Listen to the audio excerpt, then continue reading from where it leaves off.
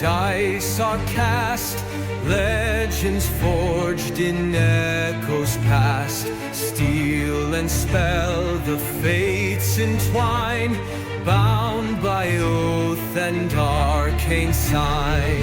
Roll the dice, the stars ignite, heroes rise to claim the night. Blade and fire, storm and steel, stand together, fate is real.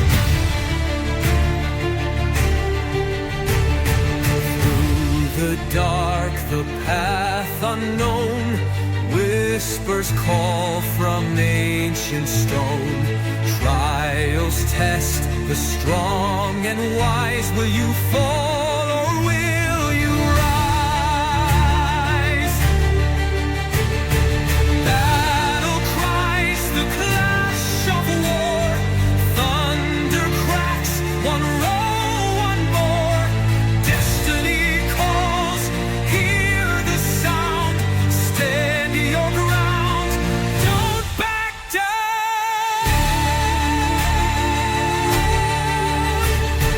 Roll the dice, the stars ignite.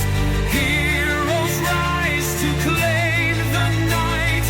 Victory or death untold. Dare you chase the tales of old? The adventure begins.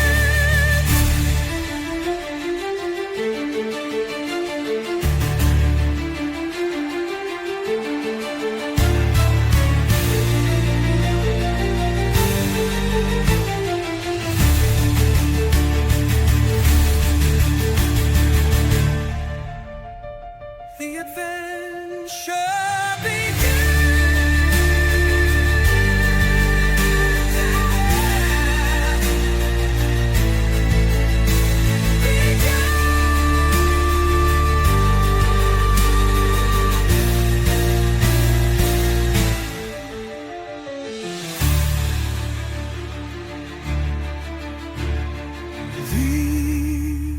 adventure begins.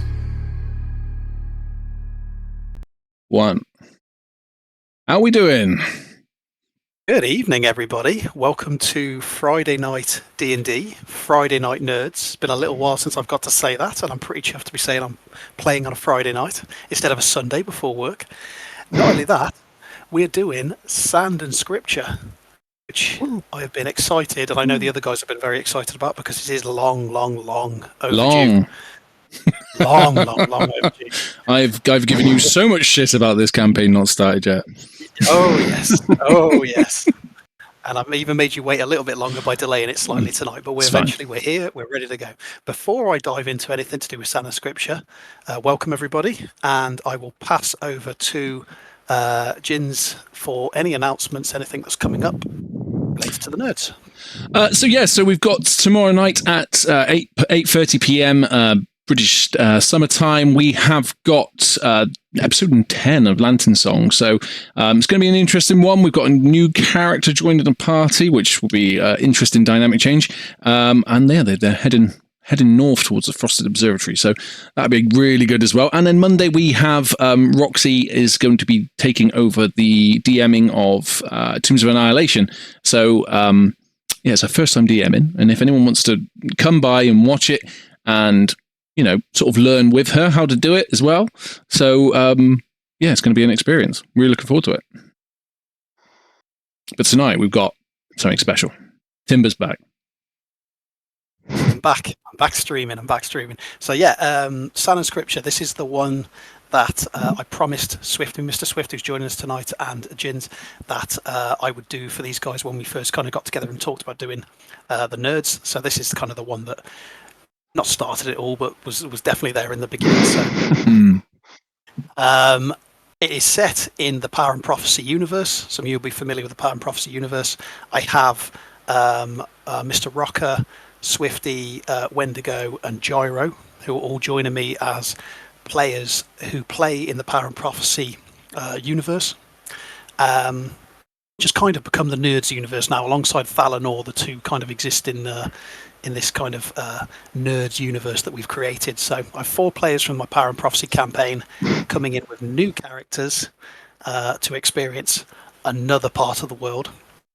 And this is Jin's, what are we calling it? Timber Cherry. This is your first time playing. Popping my timber cherry. Yeah, so I'm excited. I'm so excited. This is your first time playing as a player in one of my games. Oh, I can't wait. I'm gonna fucking be a nuisance. Stand in the eye, mate. Fair warning. Stand in the eye. Stand in the eye. Stand in the eye. Literally. Stand of Scripture is the first of a series of adventures that I'm hoping to roll out. These are, sessions to be determined, and they're going to take place primarily in the Dralathian continent, which is where, as I said, where Power and Prophecy takes place. So that's a little blurb outside of the game introduction. In terms of player introductions, I'll do a quick whip around the table. Introduce yourself as a player, introduce yourself as a character, so everybody knows who's joining us tonight. And then I'll tell you a little bit about where we're going tonight. Shall we start with you, Gyro, please? Yeah, sure. So I'm Bog in the game. I'm playing a changeling Illrigger for the first time. So I'm hoping to do some shenanigans and just kind of see how it goes, really. Changeling. Mr. Jins, who are you playing tonight? So tonight I'm going to be playing a blood-hungry carnivorous goblin called Blink, who is on the warpath after his tribe's ancient creature has been murdered or killed. So he's out for vengeance. Fantastic. Mr. Swift, who are you playing tonight? So I'm playing Professor Iggy. Haven't done an artificer rock gnome before, kind of a niche kind of thing going on, but we'll see how it goes. He's a bit of a chaotic kind of vile chemical slinging nuisance, really. But yeah, be interesting. Okay, fantastic. Wendigo, who are you playing tonight, mate? I'm playing as Xavier, a Tabaxi bard. First time playing a bard. Xavier's a, polite and eccentric bard, but he's basically pissed off quite a few people, so we'll see where that goes. Awesome. Okay. And finally, Rocker, who are you going to be playing tonight? Hey everyone, I am playing Tomo the Wise, a peace cleric. A bit of a persuader and mind reader. He's telepathic, and we're gonna have some fun with that. So we'll see what happens. I forgot you read minds. Oh my god. Okay, that's going to be interesting. Excellent. Okay. What a bunch. All right then. Well, that's who's playing. Let's talk about where you're going then. So, the story tonight is taking place in the Kingdom of Azarius. So far removed from the grasslands and the noble halls and great castles of Wintelis, and far removed from the vast Arctic tundras of Nostramar in the north. We are now going into the southeast of the Dralathian continent, to arid rocky lands and sweeping sand dunes, and then thick, humid jungles. This is the kingdom that this takes place in, but the sprawling metropolis city is called Golden Glass. Okay, so Golden Glass is the jewel of trade in the Azarian crown, a sprawling metropolis of tight streets and alleyways, pleasure gardens, plazas, and market districts.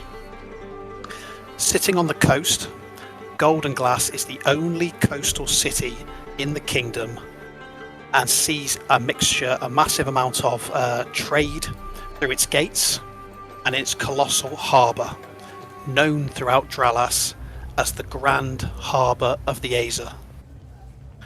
It is a place of mysticism, blood magics, exotic creatures from the dunes, jungles and arid landscapes to the north. All manner of creatures and peoples come through its gates to trade. A lot of people, a lot of different races, all live on top of one another under the watchful eyes of the Khan's Guard. Elite warriors that walk the massive sandstone walls on the inland side and patrol its narrow streets and harbours. Okay. And if you bear with me just a moment, because that is some very zealous music I've got. Just turn it down a little bit. It took me all of my concentration to. There we go. Just turn that down a little bit in my ears. I love it though. It's good music. So we are going to pick up not in the Grand Harbour. We are actually going to pick up in one of the lesser small harbours off to the side. Azarius on the seaside has got this vast, great big harbour where all manner of ships from across the seas, from places like Chult or the Sword Coast, Baldur's Gate, etc., mix with Wintellian warships. Now that the war is a long and distant memory, Wintellian trade and warships sometimes grace the harbour. But there are a number of all smaller harbours, places where merchants can anchor their ships and offload goods and exotic creatures. And certain individuals who may have travelled up and down the coast or from lands afar will also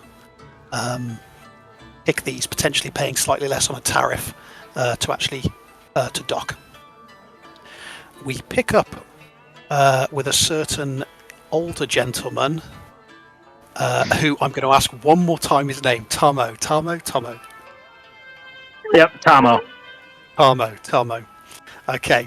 We pick up with a individual who is coming ashore after paying for a short passage and is returning to Golden Glass. Okay. I will share with you now the VTT. You just want to hit me up, Mr. Jins? Hang on. I will click some buttons. Okay, if you head down to the bottom left, you will see Tomo coming ashore alongside sailors who are eager to get onto land to spend their hard-earned monies in the local taverns and various other locations where sailors will frequent. Tomo, you take in the familiar signs now. You've been to Golden Glass before. You're familiar with some of its locales. You know its districts. You are here at the invitation of a contact, somebody that you've done a little bit of work with in the past, who has reached out to you with a potential job. Now, you, for your own reasons, will take up this work, but you've come to Golden Glass to meet this contact. Okay? And as you take in those scenes, you know that the man by the name of Gelvek will be momentarily, or at least as far as you're aware, will be meeting you somewhere on the harbour. You know to wait for him. But you're free to take in the scenes of the harbour while you wait. Okay? Sounds good. What would you like to do, sir? I'm having trouble seeing the battle map. I don't know why I can't blow it up. Okay, you've got Jins is on the centre one if you want to. You've got access to that, or let's. Do you need to zoom in on it? Do you at all, or? Well, it's not letting me maximize his screen. I don't know why it's doing that, but I can see a little bit of it. There we go. If you can do a little bit of zooming in, then Jins, maybe that'll help a little bit. So you're on the one of the docks, and just in front of you is a small nook that eventually leads into on the cliffside that goes inland into sprawling alleyways, tight streets, and then eventually into the more expansive, open districts of Golden Glass's main plazas, etc. You're taking some. Okay. Well, my contact is meeting me at the harbor, though.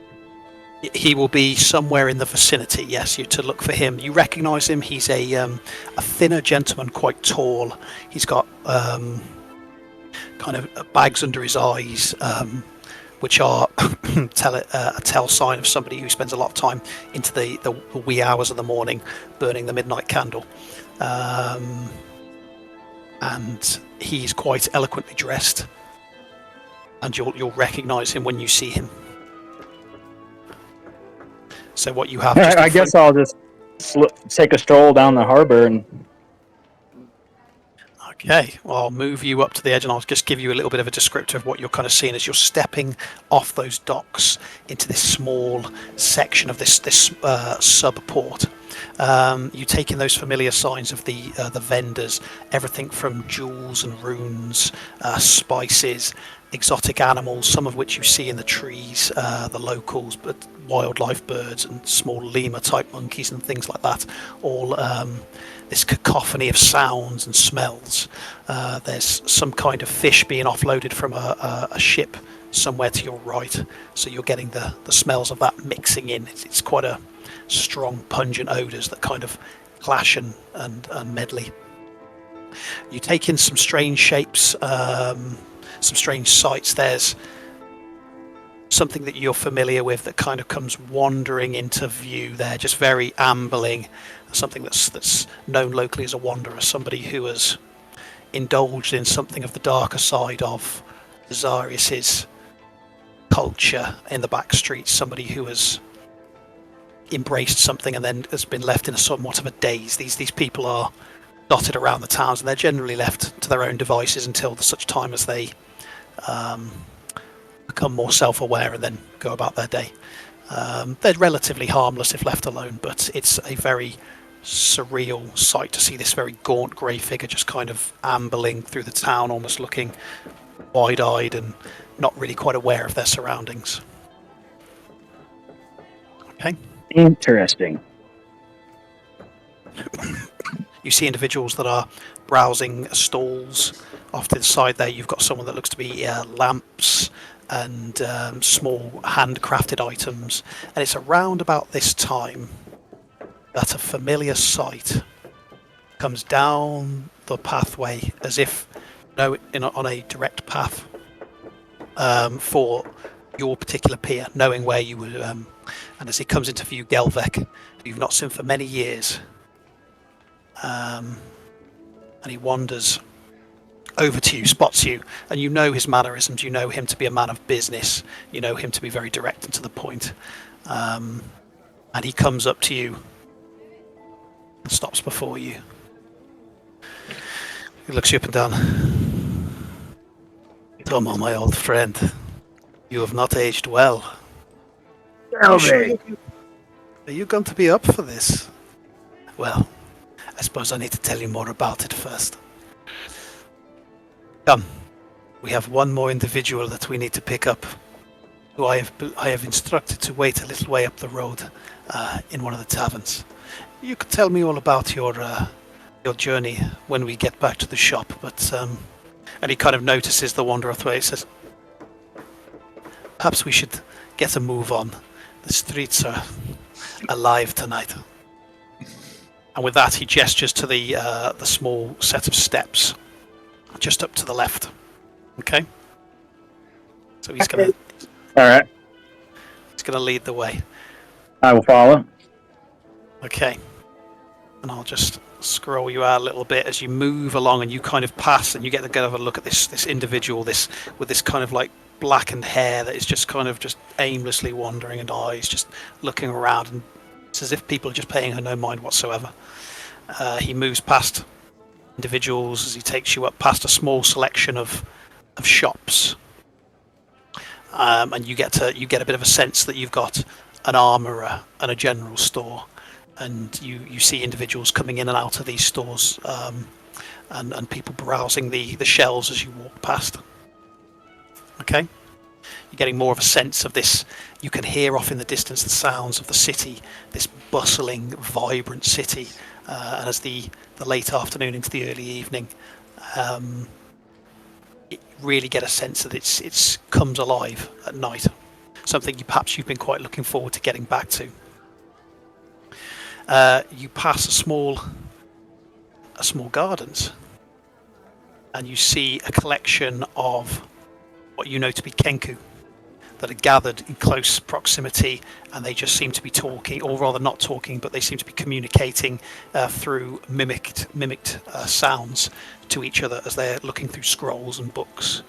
And you know that there are a lot of learned Aarakocra, Owlin and Kenku that frequent Azarius quite regularly.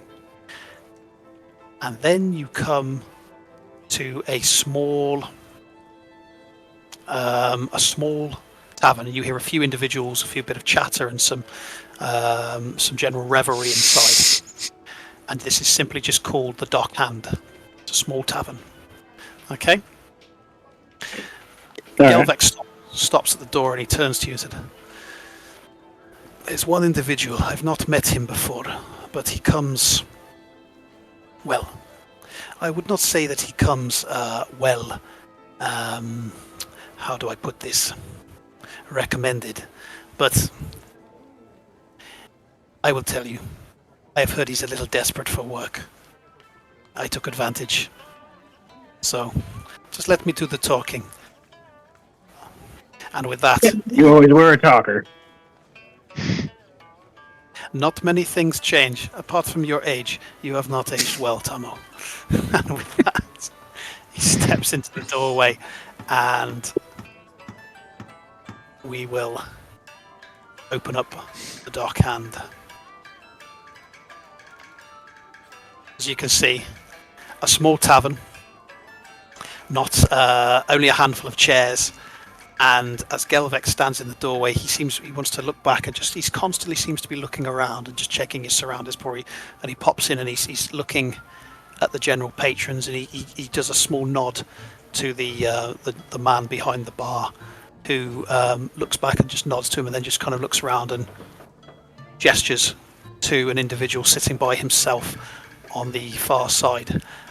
Xavier.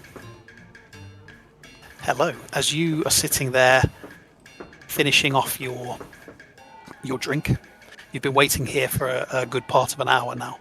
This is not somewhere that you usually frequent. You're familiar with a lot of the local brew houses, drinking establishments across Azarius, everything from the upper echelons down to the more backstreet establishments. But there are certain locations that you feel comfortable in, and there are certain locations that you perhaps don't, and this is one of the ones that you would usually not want to frequent for very long. You know to look for a gentleman who matches Gelvex's description, and as he comes in through the doorway and you see over your shoulder that the tavern owner gestures towards you, you turn around and you see him standing in the doorway looking at you. I'll just lean back slightly. Is this who I'm looking for? I wonder. Seems to be the one that I'm looking for. I hope I did not keep you long. You'll have to excuse me. We have very little time. We have some other people that we have to meet. If you are finished with your drinks, shall we make our way to the shop? Well, of course, yes. Let's go. And I'll just stand up, down the rest of the drink, talk it out. Barkeep, I'll be back soon. Hopefully. And then I'll just mark under my breath as I'm leaving. Hopefully not. Riskar, who is a lizard folk behind the bar, just gives a bit of a nod in response there, and just goes back to just cleaning his mug as you step outside. And he stops short of. And he points to Tamo and says, "We will do introductions later. For now, I wish to get off the streets. Follow me." And Tamo and Xavier in tow start heading down towards a small set of steps, and you're getting a real sense of the... If I just come out a little bit here, and we move through the along the dock side here, taking in some of the scenes. So again, you've got spice vendors, and there's one particular individual here on your left-hand side as you go past that is calling out to people, and he's got a set of cages. I've got various different creatures in. Some of the strangest things you've ever seen. One in particular is not so much a creature, but something that has drawn the eye of somebody who you're passing. And he is calling out, saying, "Come see the most unique sights. Gaze in amazement at the undead dragon's claw." And as you're walking past, your eyes go towards this small cage on the front of his shop, and inside, upside down, is a greyed, what looks to be a scaled claw from what can only be some kind of infant. If it is indeed a dragon, it would be some kind of infant, and it is just twitching and moving, but it is severed at the arm, and there is parts of it that seem to be, but it is just moving. So that's one thing that you see. Okay, you pass a group of guards wearing the very typical regalia of the golden glass guard, the purples and the golds and the whites, and addressing them is an Aarakocra in a very impressive set of armour, the great big wings sprawling, and even parts of those have armour on them as well. And he seems to be addressing a small grouping of guards, and seems to have a very commanding presence. Gelvek does his best to kind of keep his head down, seeing him, and moves quickly past, almost ushering you to follow. Okay, you move up the streets now, and as you're heading into the city, just individuals are just passing by, cloaked hoods, and you find yourself kind of looking and taking all these scenes in, and Xavier, as your mind going to, as your eyes going to different things, Gelvek notices this, and he turns to you and he says, "You are a Zarian local, yes?" Yes, of course. Well, and he sees as you're kind of taking everything in and seem to be very observant of everything. He said, "Let me relay to you a piece of advice. Something that is a saying among certain circles. When you're in Azarius, when you're in Golden Glass, look, but do not always see. You understand? You will understand." And he says, "Come, we must hurry." And with that, he moves you off away from that small port into the large metropolis. We'll have a quick switch back to the. There we go. So you're moving now into the more vibrant streets, and this is where you really get a sense of the scale of Golden Glass. The vast open streets can be 30, 40 feet across, potentially enough that large lumbering creatures can pass through. And you see a whole selection of different beasts, scaled ones, furry ones, all sorts of things. There are merchants that are moving cargo up and down the streets, and there is also waterways. There is a canal system that runs off the coast that allows ships to go further into the city, to pass under bridges. There are hanging gardens and jungle plazas that are created in such a way to allow shade from the heat. There are waterfalls and fountain plazas, which you will see large congregations gathering to discuss politics and theology and art and literature and various other things. There is a whole plethora of different races and types of individuals that are be seen traversing the streets. You move through the centre, and as you get further away from the coast, you start to feel the heat of the city. Now, it is designed in such a way that it catches wind to go through the streets and the alleyways, but there is still a humidity that hangs over the city, and where possible, you stick to shaded places to avoid that hot sun.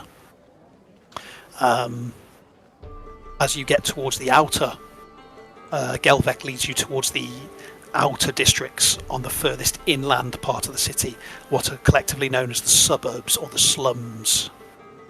And it is this location whereby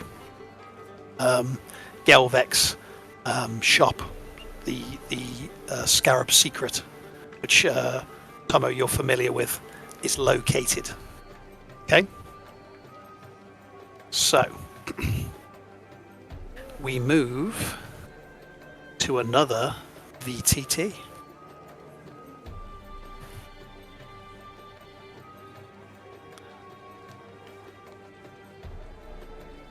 On it. Okay.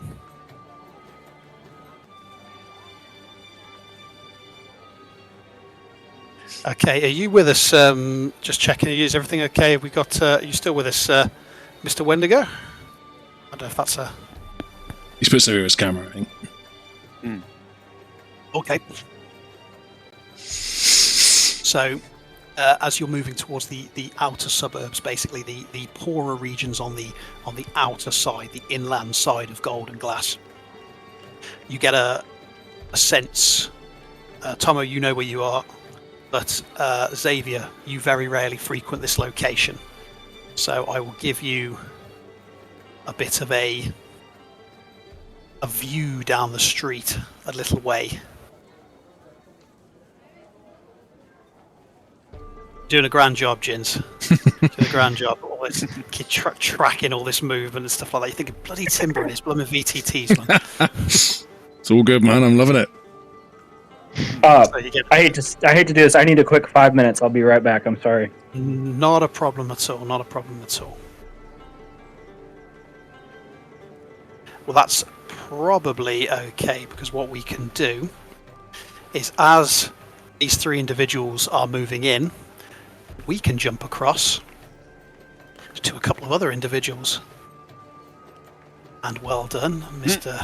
I already spotted him.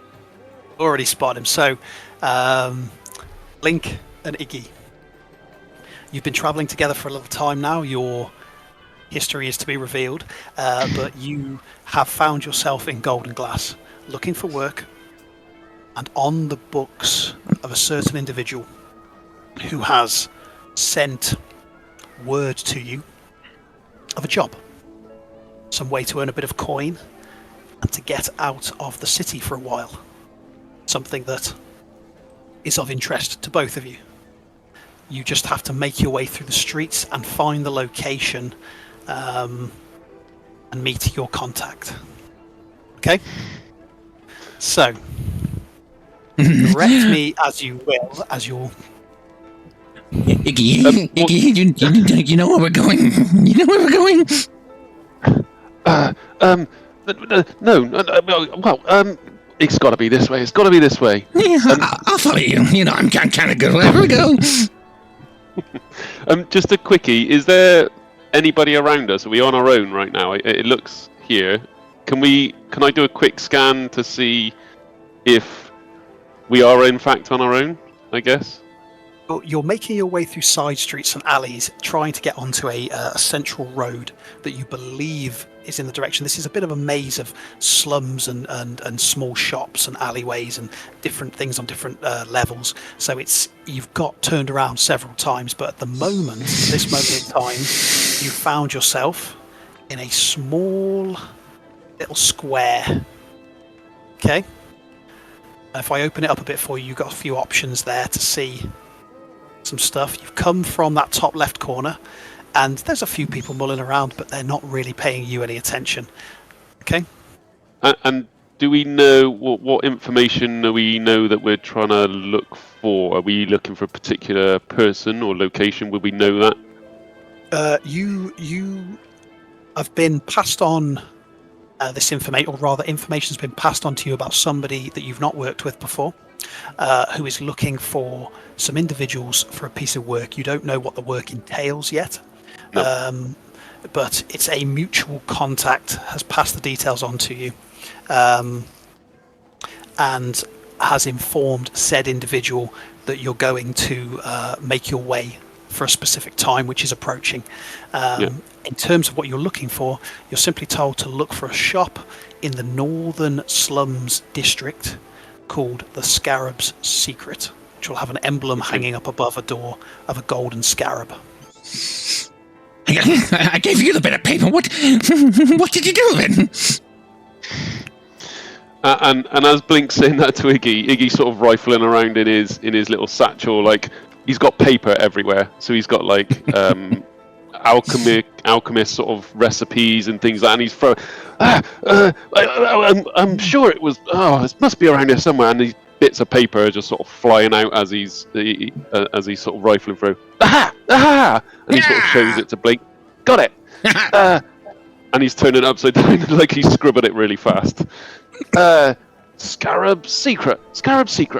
Okay. And then I'll sort of point, let's go this way. And I'll sort of dart. I'll grab Blink by the sort of scruff of the leather armor and sort of drag him off to the west, sort of across the top of that. Is it market thing in the center? Okay. So you're heading over here. Yeah. Over here to the right. Okay, so as you're passing small vendors and looks like the equivalent of like shisha bars, of the smoke all's coming out from people who are sitting around in the shade, smoking and drinking different types of spiced wines and things like that. You come under a canopy.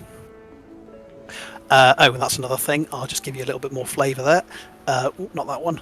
You see individuals, as Arakocra and other exotic races everywhere. They're perched on top of buildings, and there's tabaxi that are scurrying up walls, kenku that are in the streets. There's a lot more exotic races than perhaps in other parts of the empire. They're all mingling here. So as Blink's walking through, he's got a hood up. He's sort of hidden. He's a goblin at the end of the day, and a not very welcome race in town. And he's amazed that a city that this can even exist. He's from the foothills of the jagged peaks, and he's just flabbergasted by everything. But he's almost looking like he's always ready to fight. He's always ready for something to go wrong. So he's permanently tense. Okay. In which case, go on. What you say? As we're running, I'll sort of Iggy notices all the concoctions and herbs that tickle his fancy. He's very much enthused by all this. That's his jam.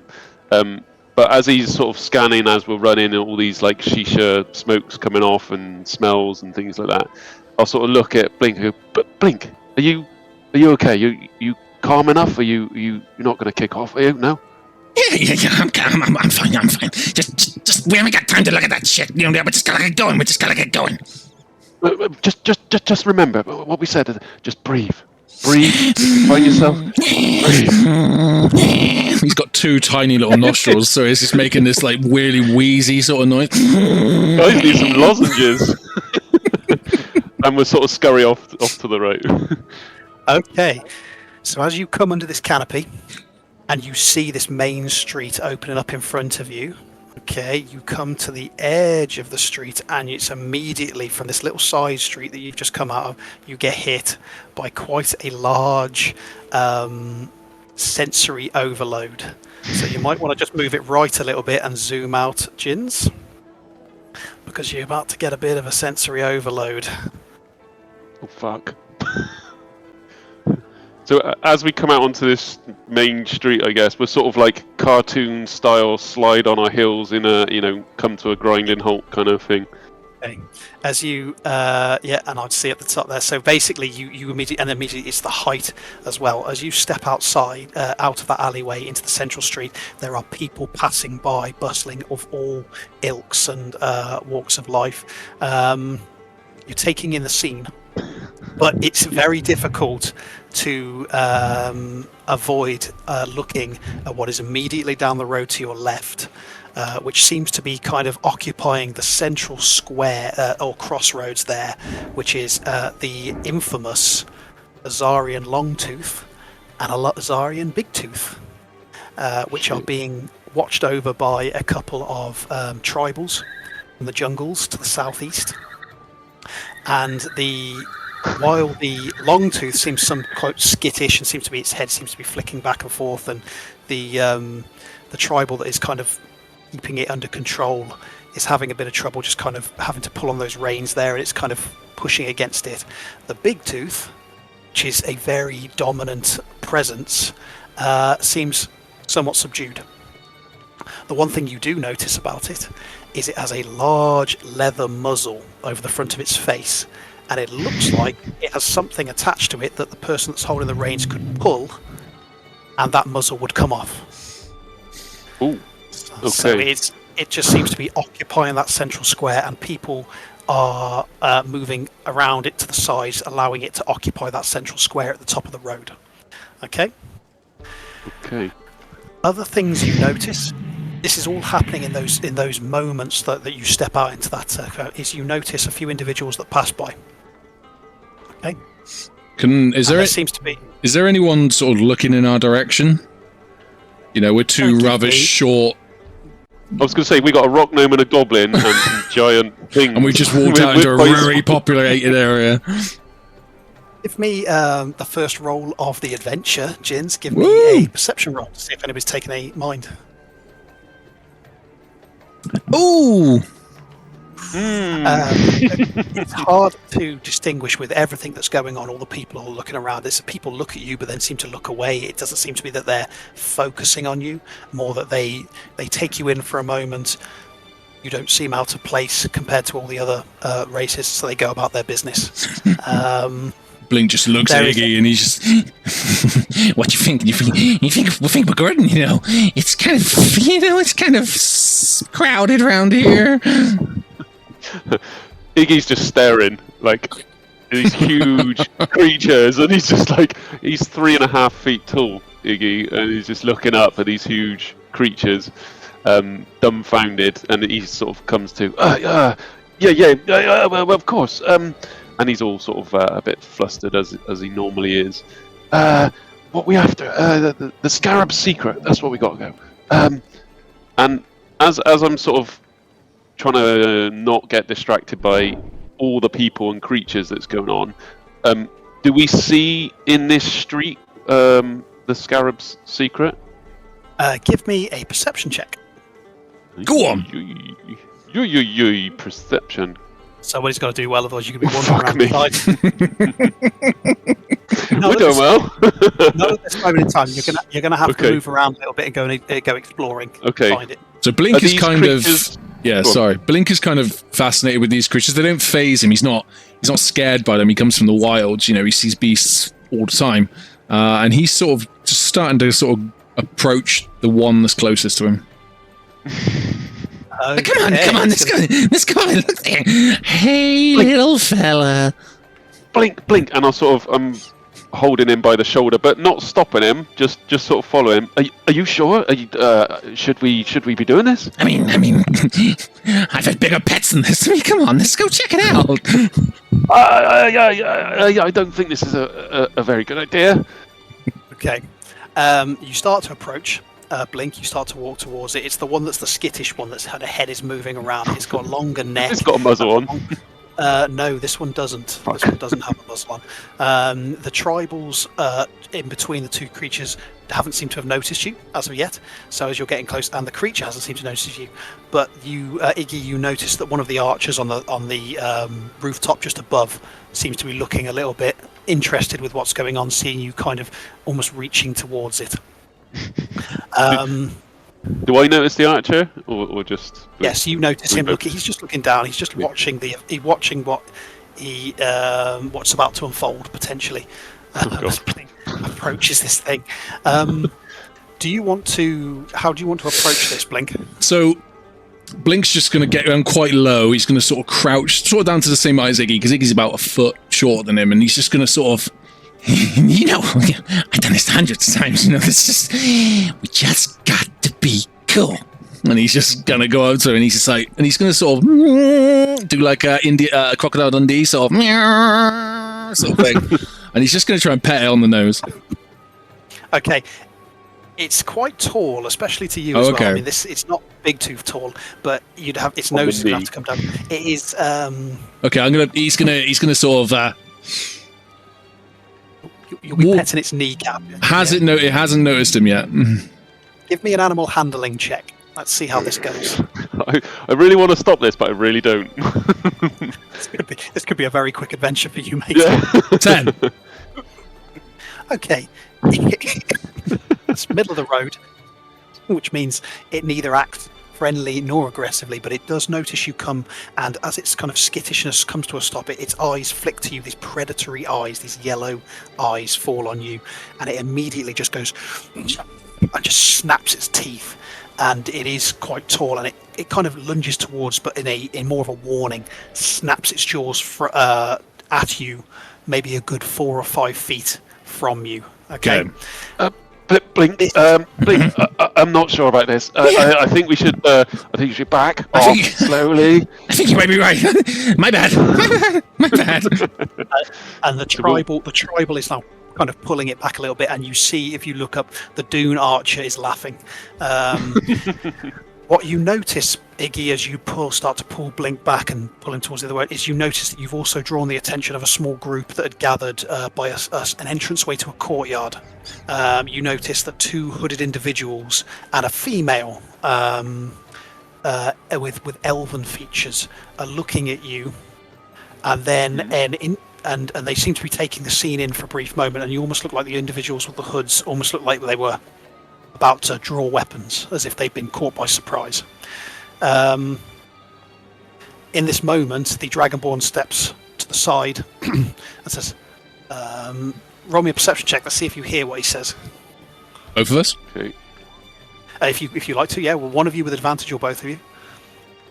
We'll both go. 18. Oh, nat 20.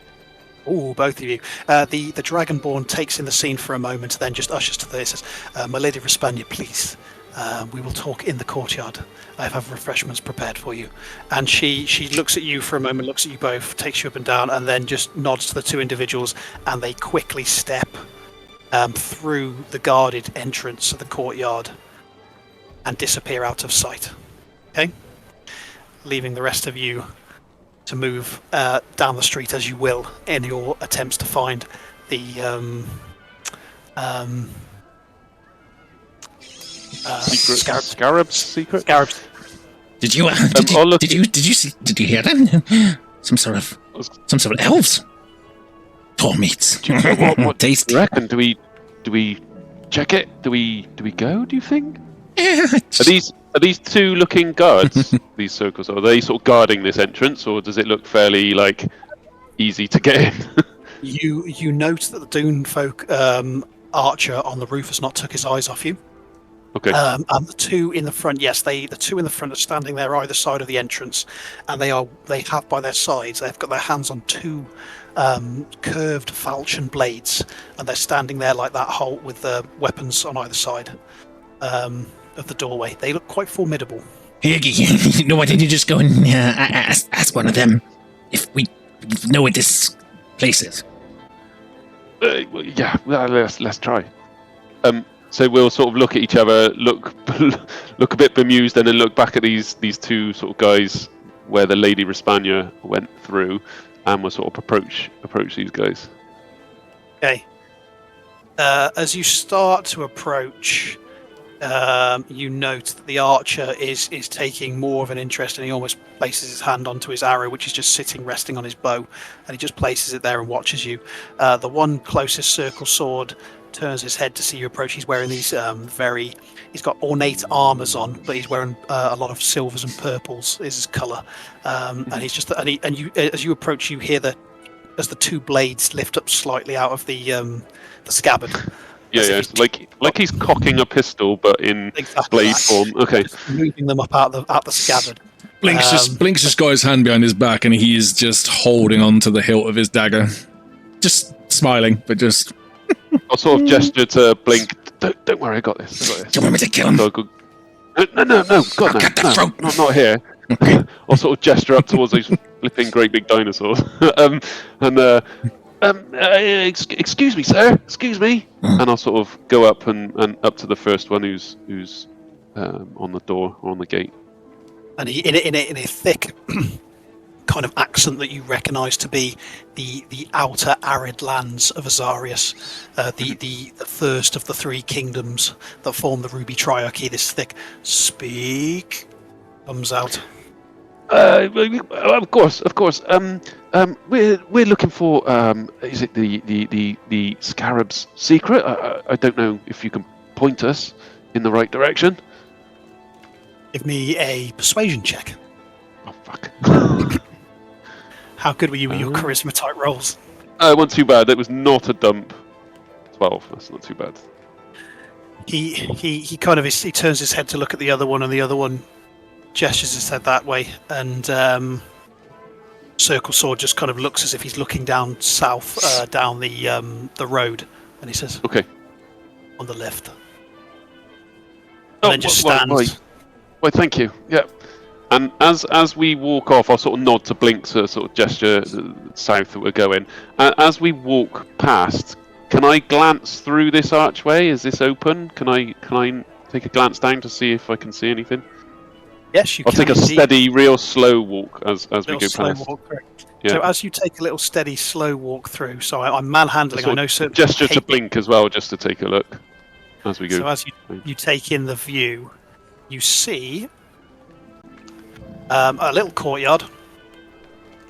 And that's the wrong one. We open it up. We don't close it off. You see a little courtyard that seems to be walled, and there are individuals standing around, but the two notable individuals, the Dragonborn and the woman, seem to be standing in the centre, talking, conversing.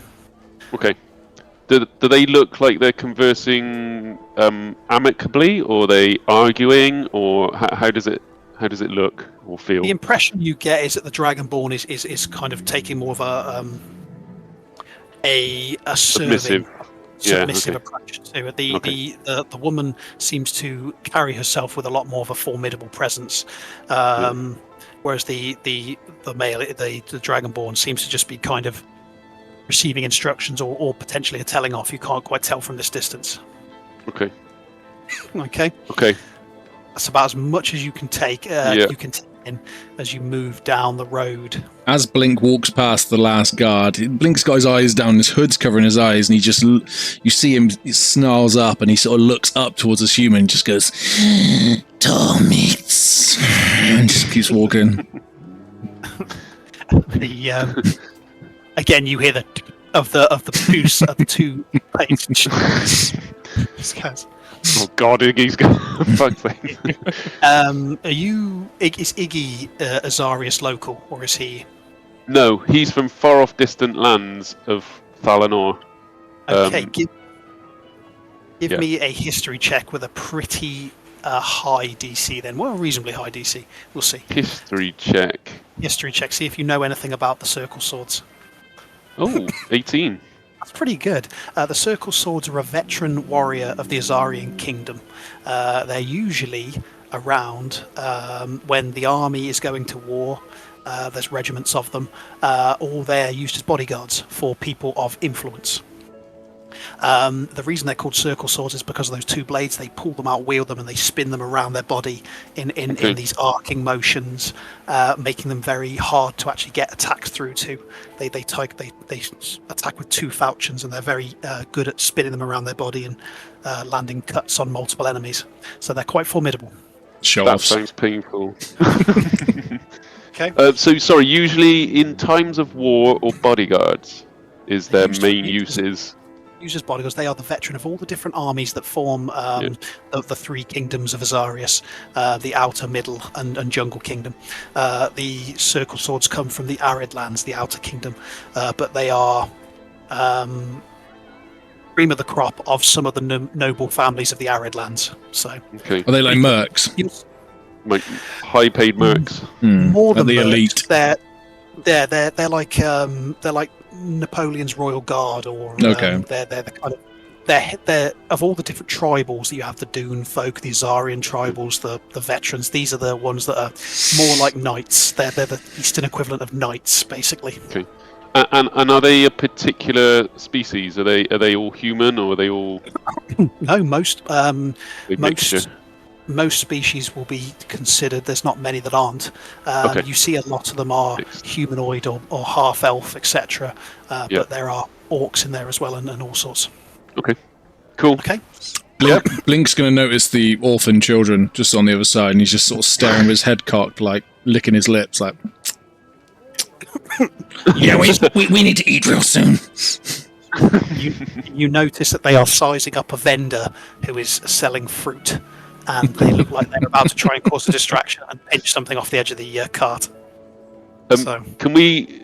I'll sort of look at Blink and sort of smile, and then can we just see how this plays out? How they if they steal anything? I just want to see if they get away.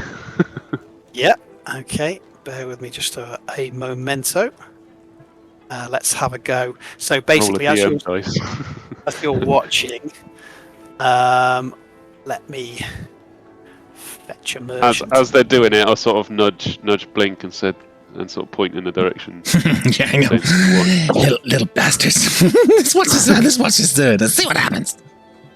So you note that the one starts moving subtly past the merchant, and then kind of is lingering on this part of the and the merchant who is following, who's very familiar with orphans and small vagabond children trying to steal his car, is watching him. But at the same time that he's focusing, he kind of almost moves as if he's going to go. The other one starts moving up and starts rifling fruit into a small burlap sack. And around about this time, we will see how he goes on. Let's get to use my dice. He's either successful, maybe noticed or not. The merchant snaps his head around and says, "You stop right there!" And that the orphan turns and starts to Legs it run off. down. The other one starts running this way, but as this one's running with the fruit, what you see is from off one of the rooftops, there's an owlin that comes soaring down, grabs the child, almost like a bird, and just carries it off. Like a certain Torek does to a certain dwarf. Just flies down, grabs the child, and just flies off with it. Okay. Blink, you didn't get that meal, it looks like. Well, looks like someone else is hungry too, you know.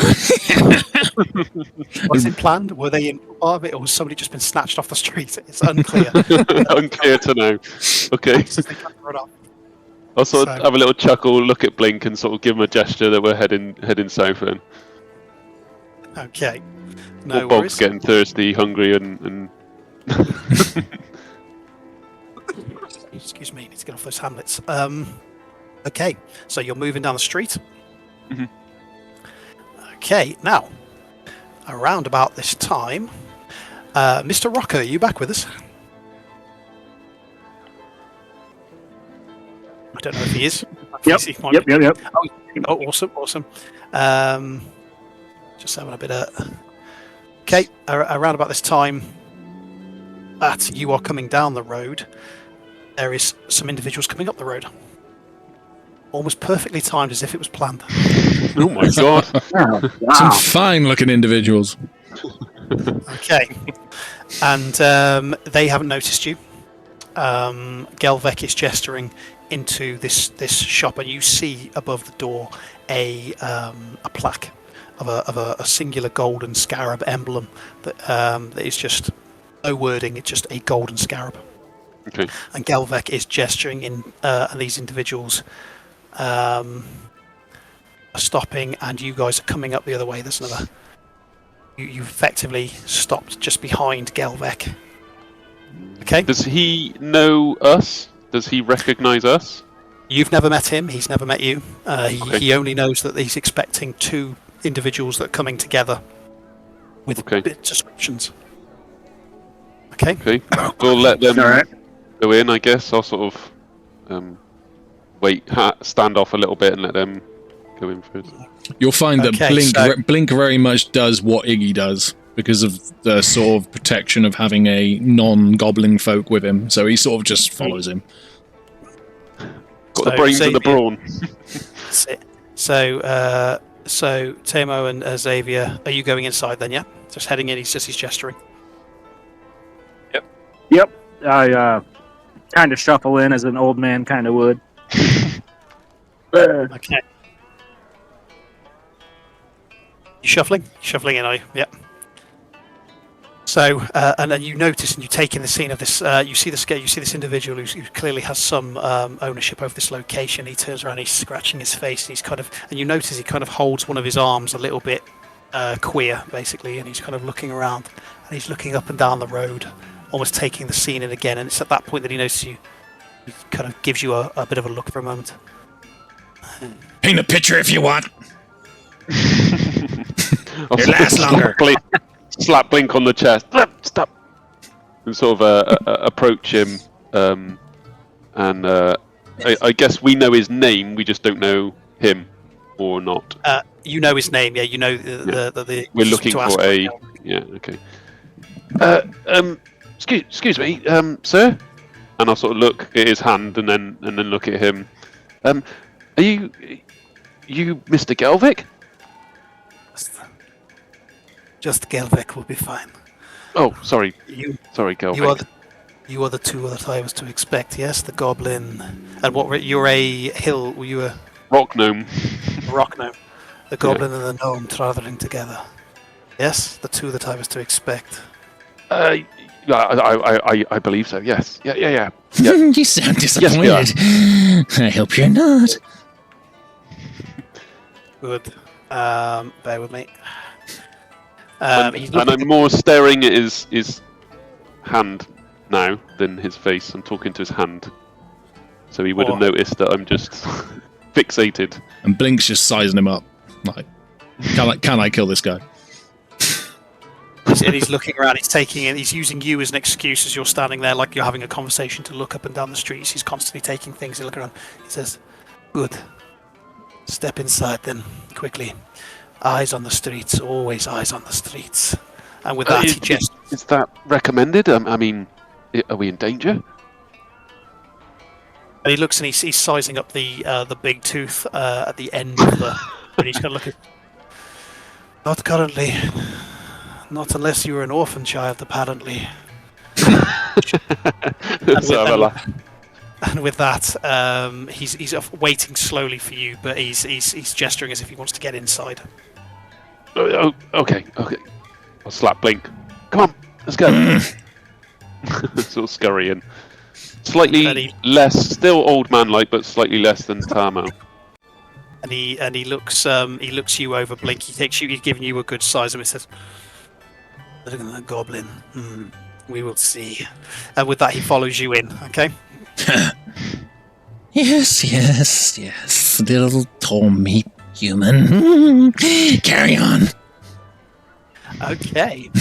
So as you step out of the heat of the evening, so less hot than the midday sun, but still warm enough, we step inside the Scarab's secret. Woo woo. Okay. So ushering you all in, you take in this scene, this small, drab little, well not drab, but this small little store that seems to have a collection of apothecary items and some scrolls and a few bits and pieces and various flora and fauna dotted around. And then a few, there seems to be a storeroom to the one side and then a room out towards the back. And sitting across from you, or already in the building, you see an old, very tanned man behind a desk who has a white, scraggly beard. He has balding hair and these kind of tufts on the side that connects down to the beard. He has this leathery skin, he's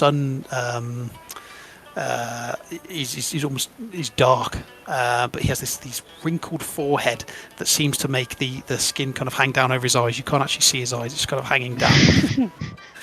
And and he's got no top on. He's just got these kind of like ripped riding trousers, bare feet, dirty feet, which he kind of has kind of up on the table, and he's just very slowly fanning himself with a palm leaf, and he's just kind of sitting there, just not really staring anything into in particular, and Gelvik walks in and looks at him and just kind of puts on, Nimshi, who is this? And he doesn't even react. He's just fanning the sleeve, and he looks you over. Bog. Gelvik steps forward, and is just addressing you now. What are you here for? And you know that you're here to you're the fifth member of the job. Okay. I'm here for work. Waiting on a few people. Yes. Yes, you were the one I was told about. Yes. Okay, good. You're all here then. Good. Well, come on in. Don't stand in the doorway. Quickly, all of you. Tamo, across the way by Nimshi. You two, you over there. And he's just gesturing towards Okay. Okay.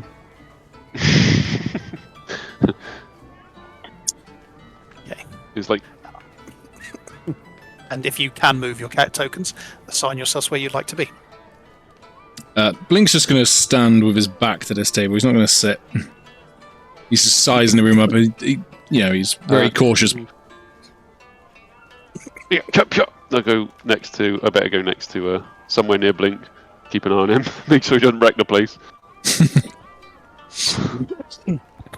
Okay. So, and obviously he's looking at you and says, "We'll not get too comfortable. We'll be moving in a moment, but speak amongst yourselves for a second while I confer with Nimche." And then he walks off and starts talking, or trying to talk to this individual that doesn't seem to be reacting. Basically, he's just this very slow old man waving this. I'm not quite sure what he does. Bog, he's not really talked or done anything in the entire time you've been there, apart from just fanning this palm.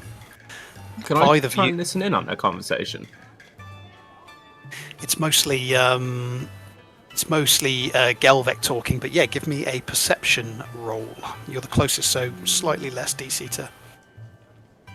Boy, that Gelvik always has a way of wasting 19. our time. 19. So Gelvek comes over to him and said, "Have we heard word from the Caravanasai yet?" And Nimshi just does this slight kind of shrug almost. Said, "I was expecting word with the paperwork. I have them, and I need to send them over there." And he's looking over at you. Well, perhaps you need to go over there and find out if they're ready for me to send them across. And he's kind of leads it. What do you make of them? And again, the small shrug. Yes. It needs to be seen. All right. With that, he kind of walks over again, and he seems to be looking out the doorway now out onto the street. He's kind of up and down the street, taking in the scene. As Tamo has said what he said, excuse me, sir, gentleman, Mr. What may we call you? I'm looking at Tamo. Tomo. My name's Tomo. Do I recognise you? Where are you from? Oh, I'm from a lot of places. I'd have to actually look where I'm from. I can't quite remember right now. How old are you? Old enough to be your grandpappy, I believe. Older than the hills. You look strangely familiar. Yeah, strangely familiar. That's all. Here, sit up. Sit up straight. Let's have a look at you. I'll sort of sit up as straight as I can for 3.5 foot. No. Are you sitting up? Yes, I think. No. I can't place the face. What's your name, sir? Tomo the Wise.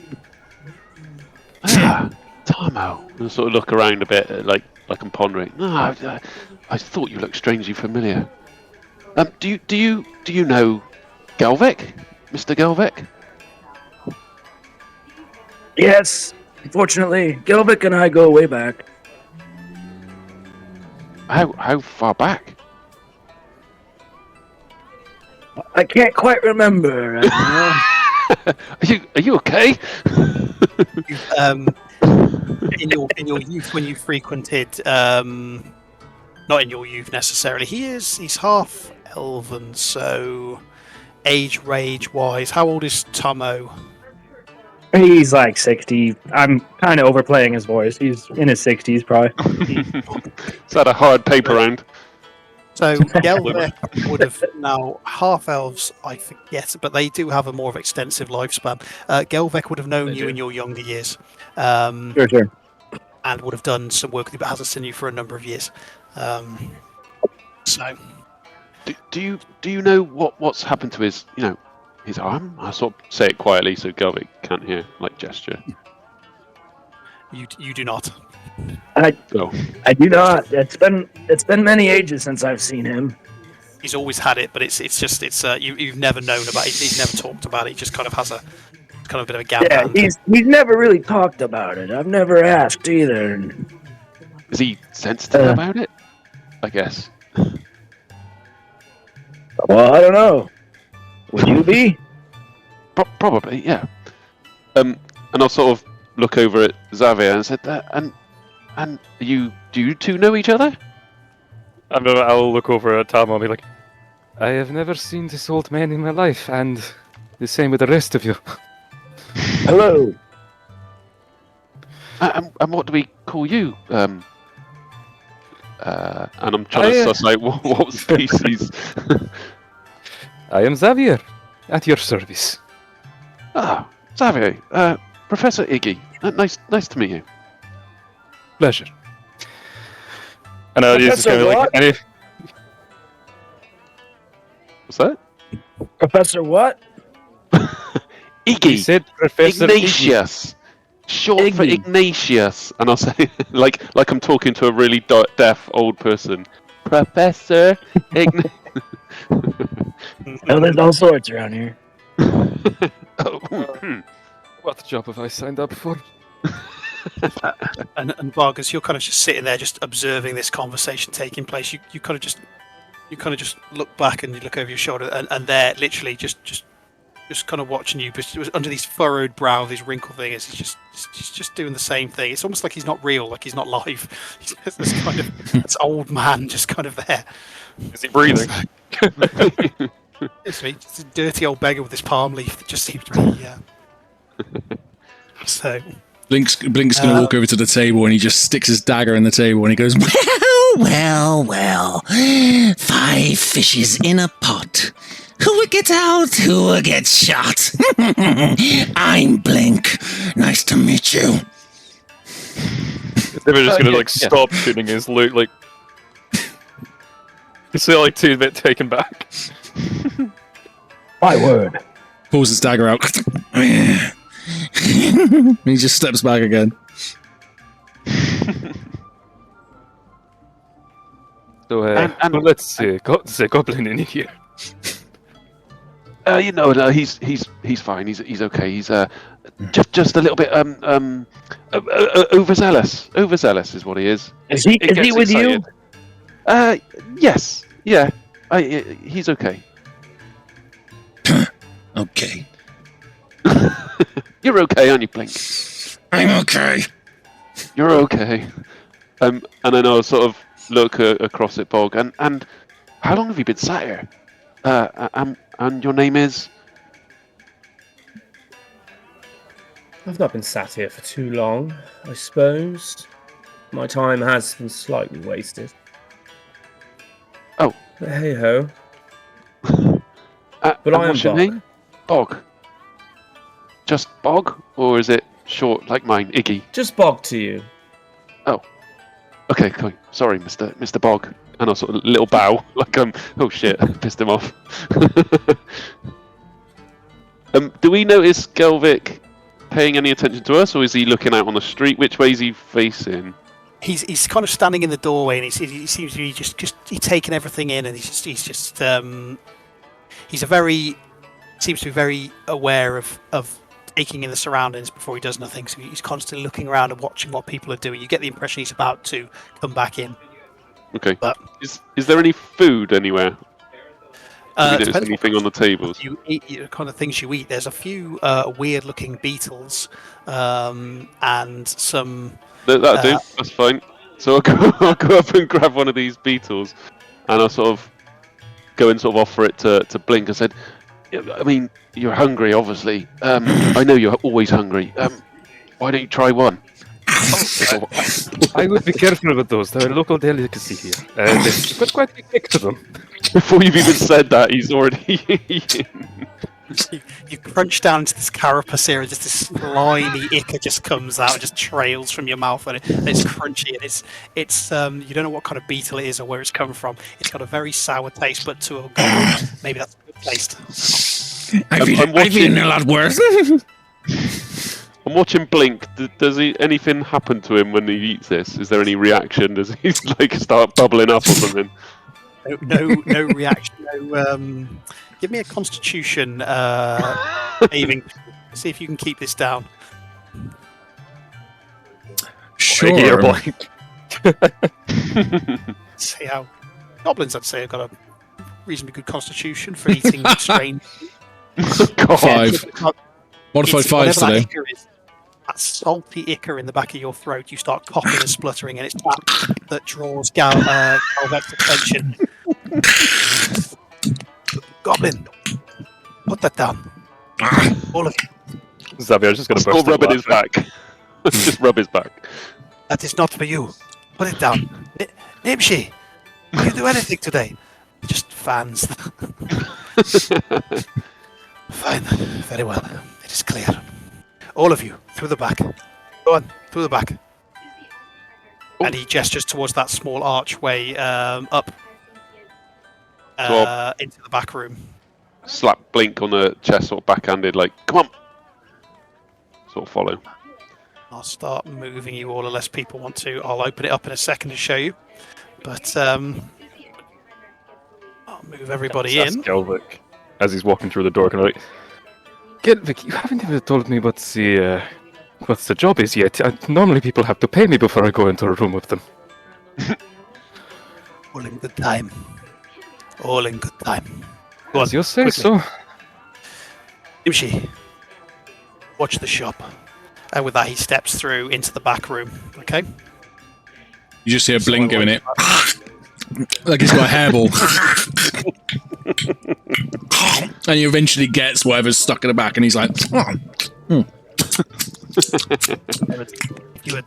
He's looking at you doing it. If you'd bothered to ask, I'd have told you they were blood beetles, not the usual thing that you would consume even for a goblin. I've put a lot worse things in my mouth. Of that I have no doubt. And with that, he is looking you all over as he comes and stands by a bookcase. Okay? And he's almost assessing you all, trying to decide. Right. And with that, he starts to push the bookcase to the one side, revealing a room behind. Mm. Okay? Looks ominous. And he's standing in the, and he basically stands in the push the bookcase out of the way. You see a stone sarcophagus. I've got just a bit of background noise from a television. If I just could ask, just mute. that's the background music, I think. Is that the background music? I got people, hang on. No worries. So he pushes the bookcase to one side, reveals this large stone sarcophagus, and Xavier, he gestures to you. It's the other side. Okay, And he starts, may as well get my hands dirty. so as he gets to the one side and starts pushing it, You get the other side, and between the two of you, you push this stone slab off to the side, which reveals a set of ladders going down. Oh, Okay. not a dead body. So it's hollow. It's got no bottom to it, just a set of ladders that goes down, which I will show you. Like that. Off to the side there, Mr. Gins. Good. There it is. It looks like that. And as he looks at you all, as you're kind of taking this, he says, "They're not doing creepers down there. It's a place of business. Quickly, in. All of you. Place of business. Place of business. Place where Okay. we can I'll sort of usher Blink to go before me because I'm a bit scared now. Blink just jumps down, doesn't even use the ladder. Okay, Also- Blink. Peer down after him like, fuck. I'll go down after me. I've been in worse holes. We're going there with the bard, baby. Whereas when Blink said I've eaten worse things, Galvex says, it does not surprise me. When you say I've been in worse holes, he looks at you and says, that does surprise me. I'll sort of Okay. follow down after Blink and Xavier. Okay, So here Blink you go. Blink lands like Black Widow, just like, and just checking out on there. Again, Okay, so hand on the hilt of his dagger, just like looking around. As you, as Galvex starts climbing down the ladder as well, for the first time, as you look up, you see that crusty old man has come, and he starts pushing the slab over. Doesn't say anything. Pushes the slab over. And Galvex from the underside, there is a wooden panel that he brings across, bringing the ladder down. He brings this wooden panel down to represent to look like a floor of this sarcophagus. Okay. Okay. And then you see yourself. You see before you a small chamber. Oh. Okay. Come in.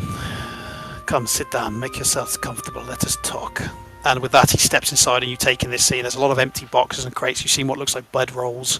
And as you step inside, which I'll let you all move at your leisure. If you can move, then let you guys move.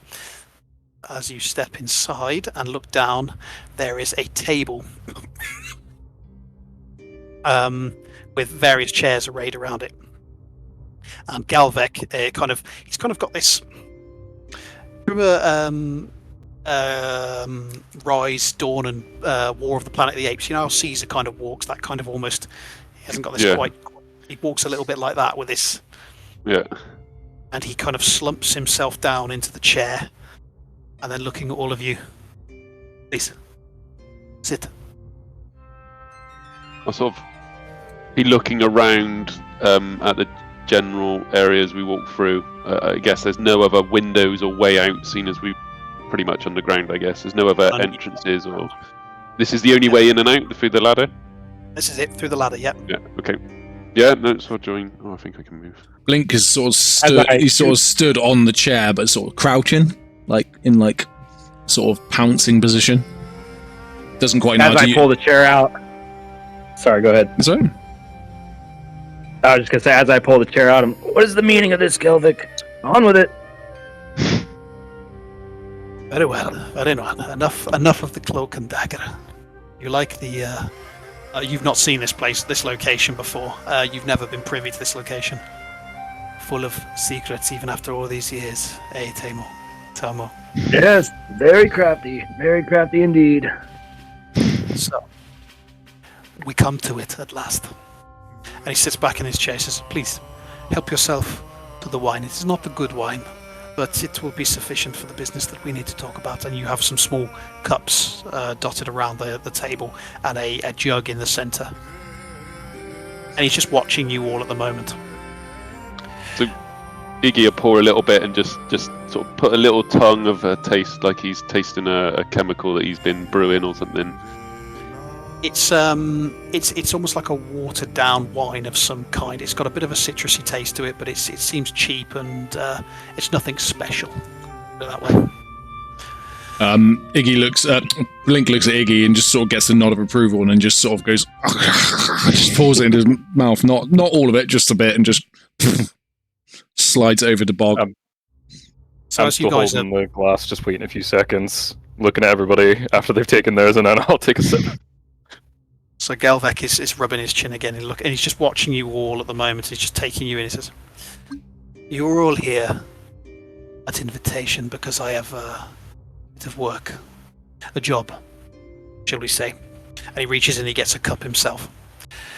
It came across my desk a short while ago. A prospective client, somebody I've not worked with before, somebody I'd be quite eager to work with again. Now, usually for a job like this, I would use people that I have worked with a lot, people I trust. However, I need to take a certain amount of measured risk because my usual associates are all engaged in other work, and I cannot let this opportunity pass me by. So, I reached out to various other contacts to find some individuals. Tomo, you and I have gone back and we have worked together in the past, so I do not include you when I say this. However, this kind of work, there might be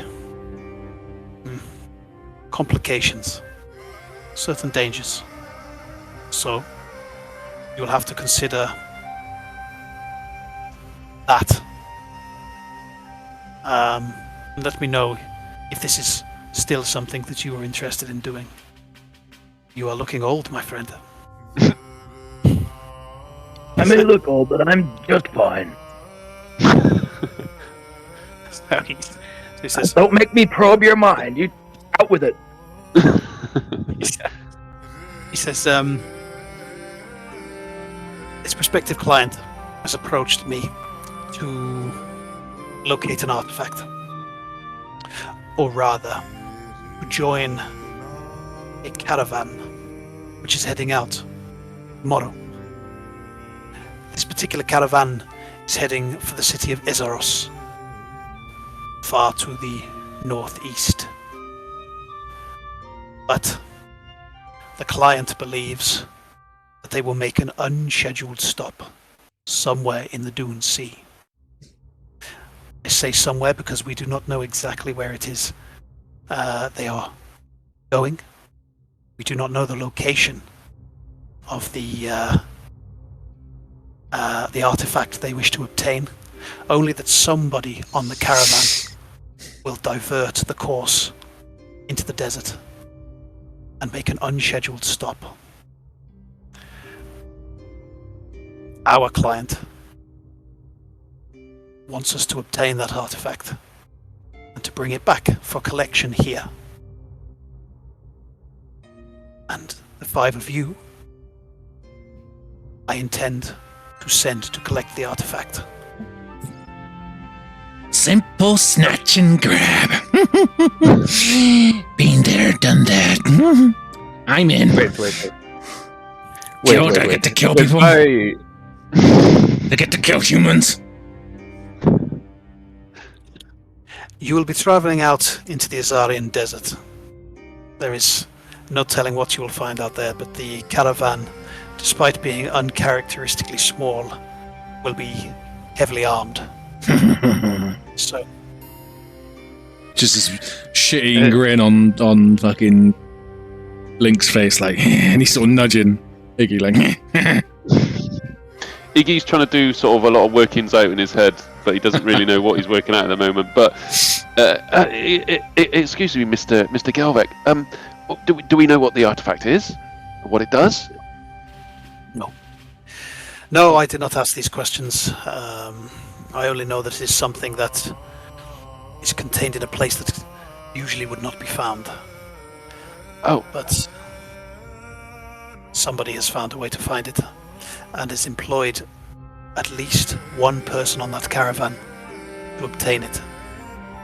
Your job is to find out who it is that has sway over the caravan, that they would divert off their usual route, which costs time and money to the merchants that are hiring them. And then To find this a way. artifact. Correct. And do we know if it's buried or if it's in a building or carried by someone or something? Or I mean, there's got to be more. All the client has told me that it is an artifact that has been hidden for a long time, and that it has recently been discovered and must be obtained quickly before other members look for it. Oh, How much money? Yeah, what's the compensation? For the dangers involved, I will pay you the If you know standard. I'm ready for retirement. Tomo, you old shrew, you should consider it. You're not It's looking about at that. time. It's about that time. Listen, I pay honest wages for honest work. I will pay you the standard caravan guard's wages, there will be more details on that momentarily, as well as a finder's fee and removing some expenses costs that the client has paid to me. We will say 1,500 gold pieces each. Each you say. 1,500 gold pieces each. 2,000. Blink just looks at Iggy like, See, I was sort of nodding. Well, yeah. 15,000. you see this It's a big lot. Threes are acceptable for me. come over Gelvic's face, and he says, "You wish me to take on an additional 2,500 in gold out of my own personal take?" You know I'm worth it. Roll a persuasion check.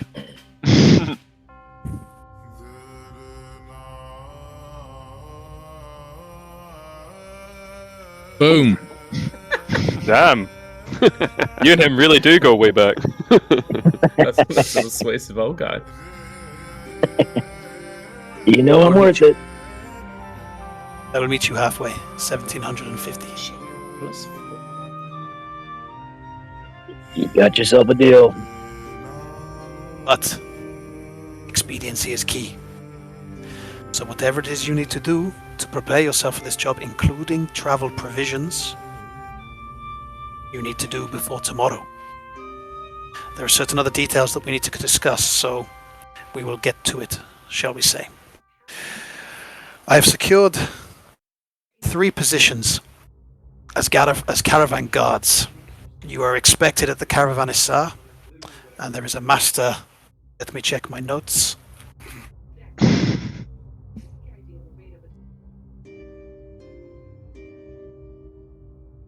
Master Voss.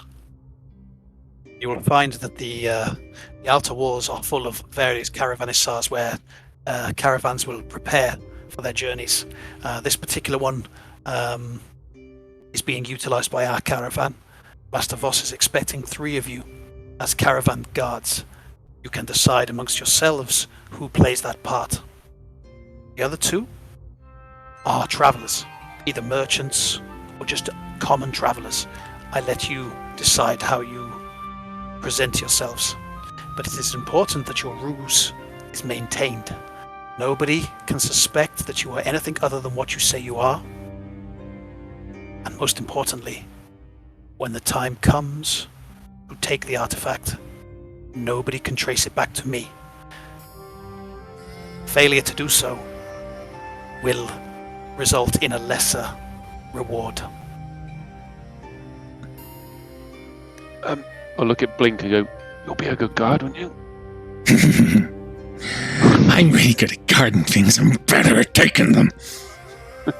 Oh, that's what we plan to do. What's to say we just don't cut their throats in the night and just take everything? You know, kill them in the good old-fashioned way. Not now, Iggy. Blink. Crap. Sorry, Xavier, go on. How much is lesser? by chance? How much less? Depends on how much trouble you bring down on my head. Let me reiterate. The people that I employ to work for me are expected to hold high standards of professionalism. He kind of looks to you and blink. He says, I am taking a risk on several of you for this work, but I do expect for this client, you will perform admirably. We all And that have a is what I think. different level of skills. Mine just so happens to be killing. I worry about this one. Well, I do provide lawyer and law services too, so if things go south, I'd be very happy to represent you, old friend. I am most appreciative of the offer, old friend. Let's just hope it does not come to that. As I say, I am hoping to do further work with this client, so let us... Who is this client, though? Who is your client? Please. You really think I would tell you? Well- Such things are not done in business. I guess we put a lot of risk on the line here. Maybe the courtesy of knowing what we're risking it for, or who we're risking it for. I don't exactly want to be working for someone that might try and kill me later as well. I Well, that's second what I'm this. thinking. Most importantly, what are you not telling us? Read his mind.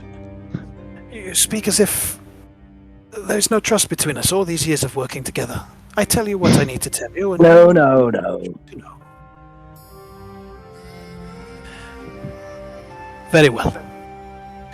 Persuasion check. Plus Yes, 4, sir, he's plus already 4, rolled one plus up. 4. What I will tell you is this. You are not the only group looking for this artifact. There are others, very likely on that caravan, who will be working in conjunction to find and take said artifact for a third party.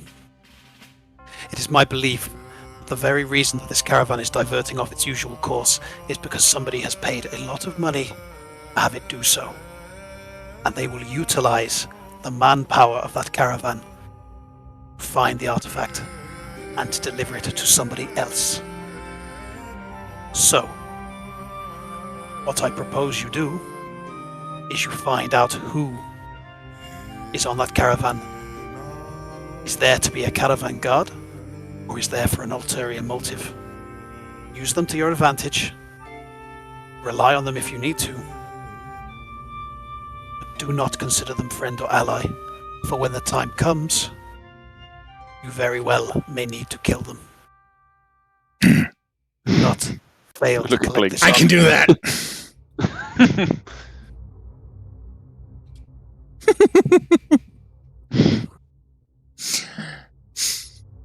Do you know who this third party is?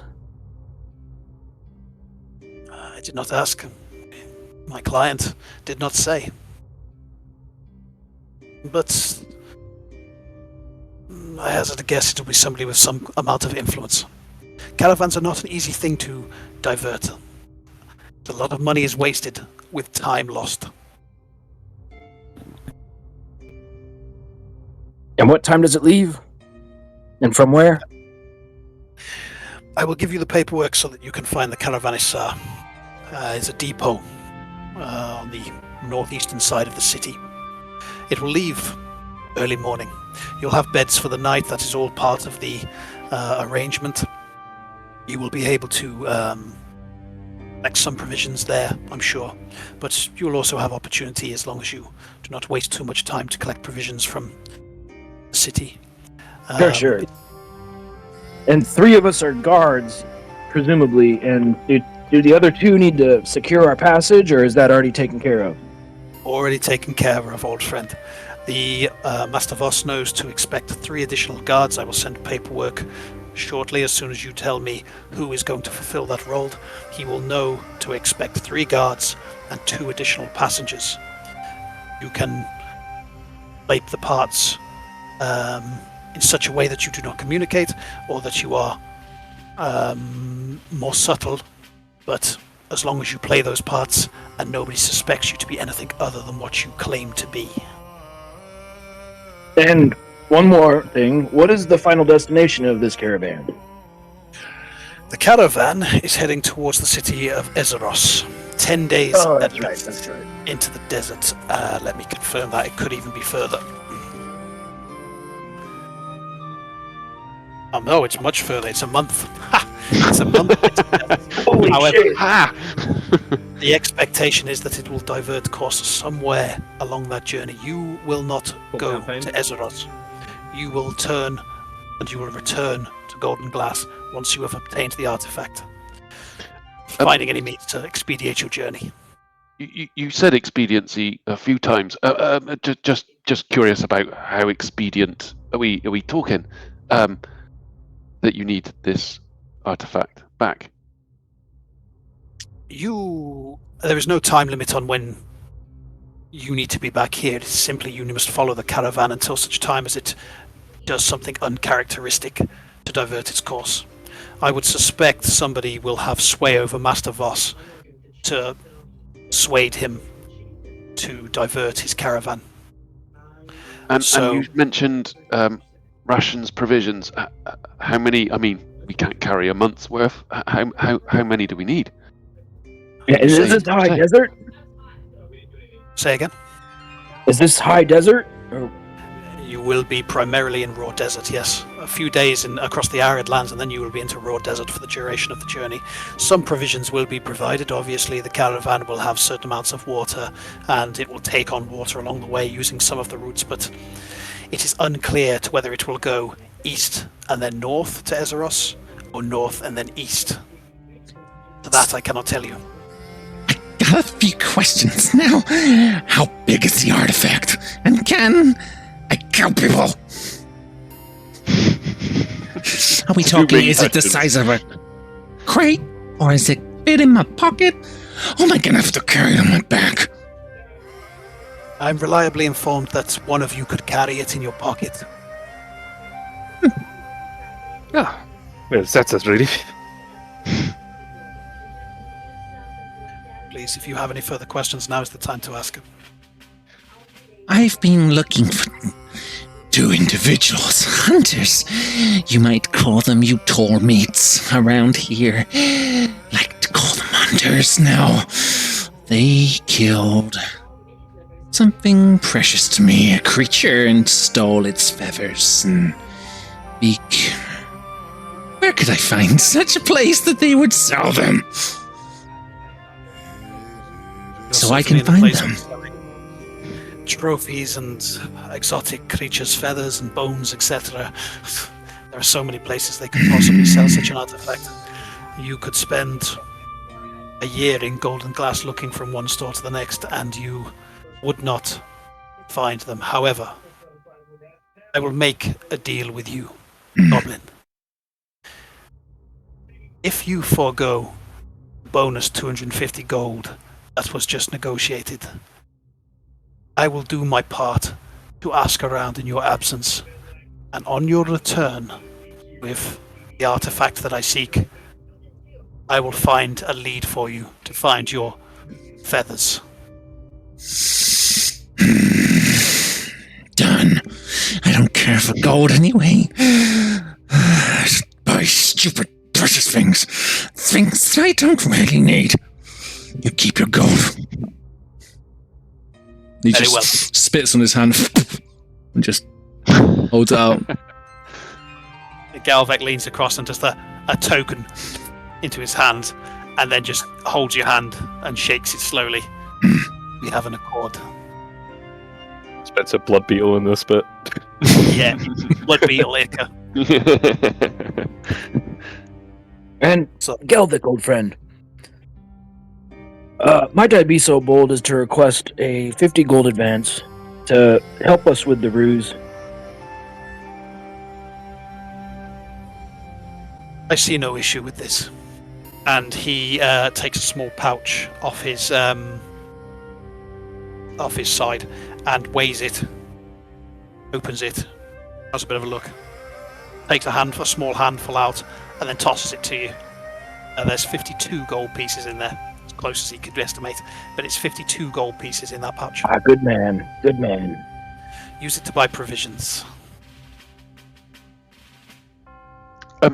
Where's the best place to buy provisions for this journey that we don't know how long for and don't know where we're going? It'll be a maximum of a month, but I would estimate that it'll be somewhere half the distance of that, perhaps. In terms of what are you looking for? Weapons, food. Well, I don't know. I've got all the weapons here, and he sort of points to his notebook, and more supplies like food and refreshments. And a clothier. And a what? Sorry, and a clothier. And a clothier. Gotta look good. There's a general store closer towards the port where I met you, and you. And he gestures to you, Xavier. He says there are various vendors all around the city. You might even find a few at the Caravanserai. It is up to you. If you go that far, you might find that you've missed an opportunity. So use your Would time there wisely. be any drinking in any of the local bars? Though. How much drinking are you intending to do? Just to see if any of the guards might be there at all. For some You will downtime. probably find at this point in this late point in the evening, the guards that you will be accompanying will most likely already be at the Caravanserai. From what I know of these places, they will have a small tavern attached for guests to drink in and so forth. So there will be somewhere for you to drink this evening, I am sure. Fair enough. And for tonight, I say we go first thing in the morning. You mentioned, I mean, for sleeping tonight, can we? And I'll sort of point to the beds in the other room. Can we stay here? No. This location is not to be spoken of, and once you leave Oh, here, of it is course. best. No, you have rooms at the Caravanserai already. Those will be shown to you, I'm sure, on your arrival. Whether you choose to stay in the same room together or try to maintain the rules of not knowing each other is your business.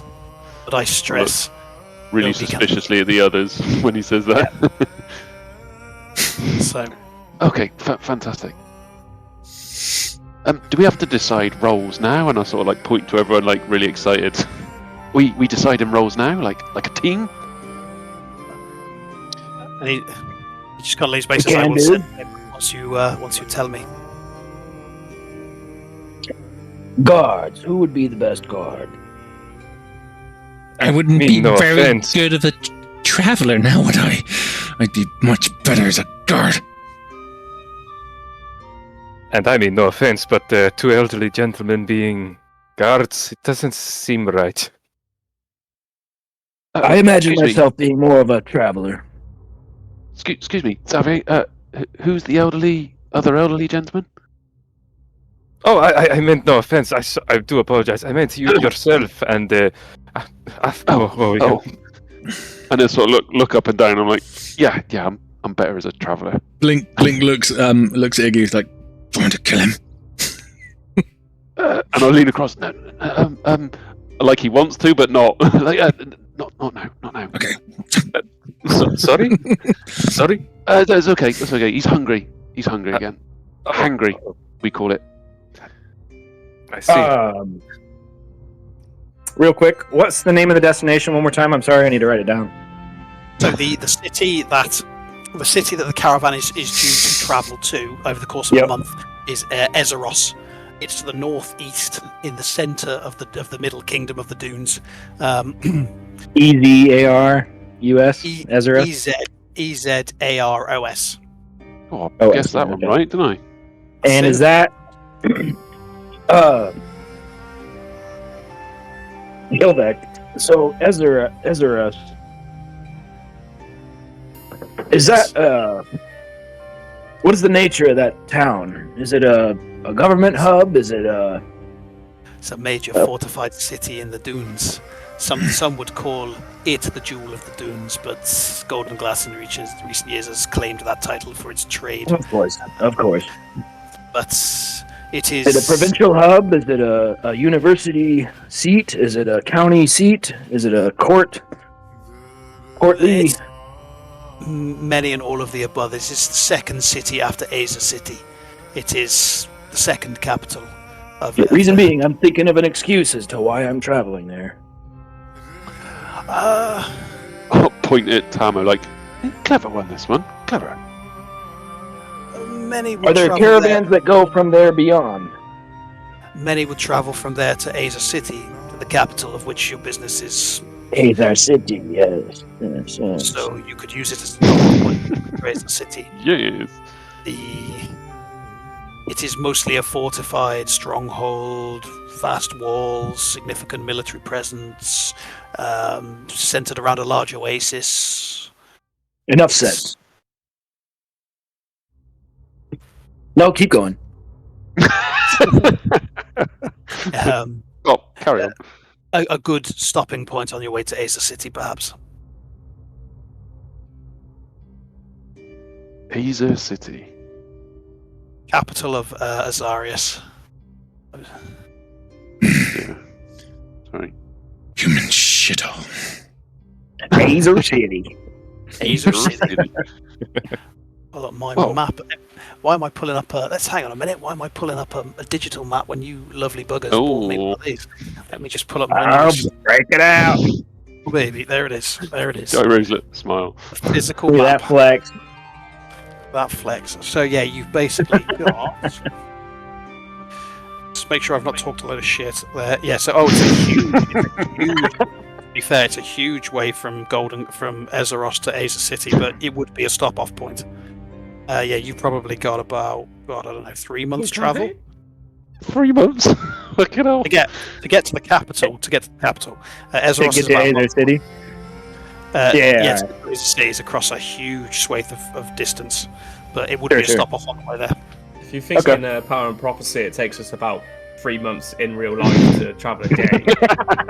Basically, yeah. It takes you a year and a half to get from one. From the north of the map down to the mid. You know, we're not even near the middle. Down to the less north. Things don't happen. We're not even out the snow yet. Nope. You want to get out the snow, so I keep finding ways to keep you in the snow. It's kind of the game now. So, yeah, about a month's travel. Sorry, where is it we're staying tonight? What was the name? Sorry. The caravan is set. I'll give you the details of it. There are several, so make sure you go to the correct one. You'll find them on the outskirts of the city walls. Sorry, this is where Master Voss is located. Correct. Master Voss. You will find all of the guards that you will be accompanying, the various travelers and merchants. They will all be collectively gathering at this particular caravan set tonight, ready to leave early tomorrow morning. You will just join the group.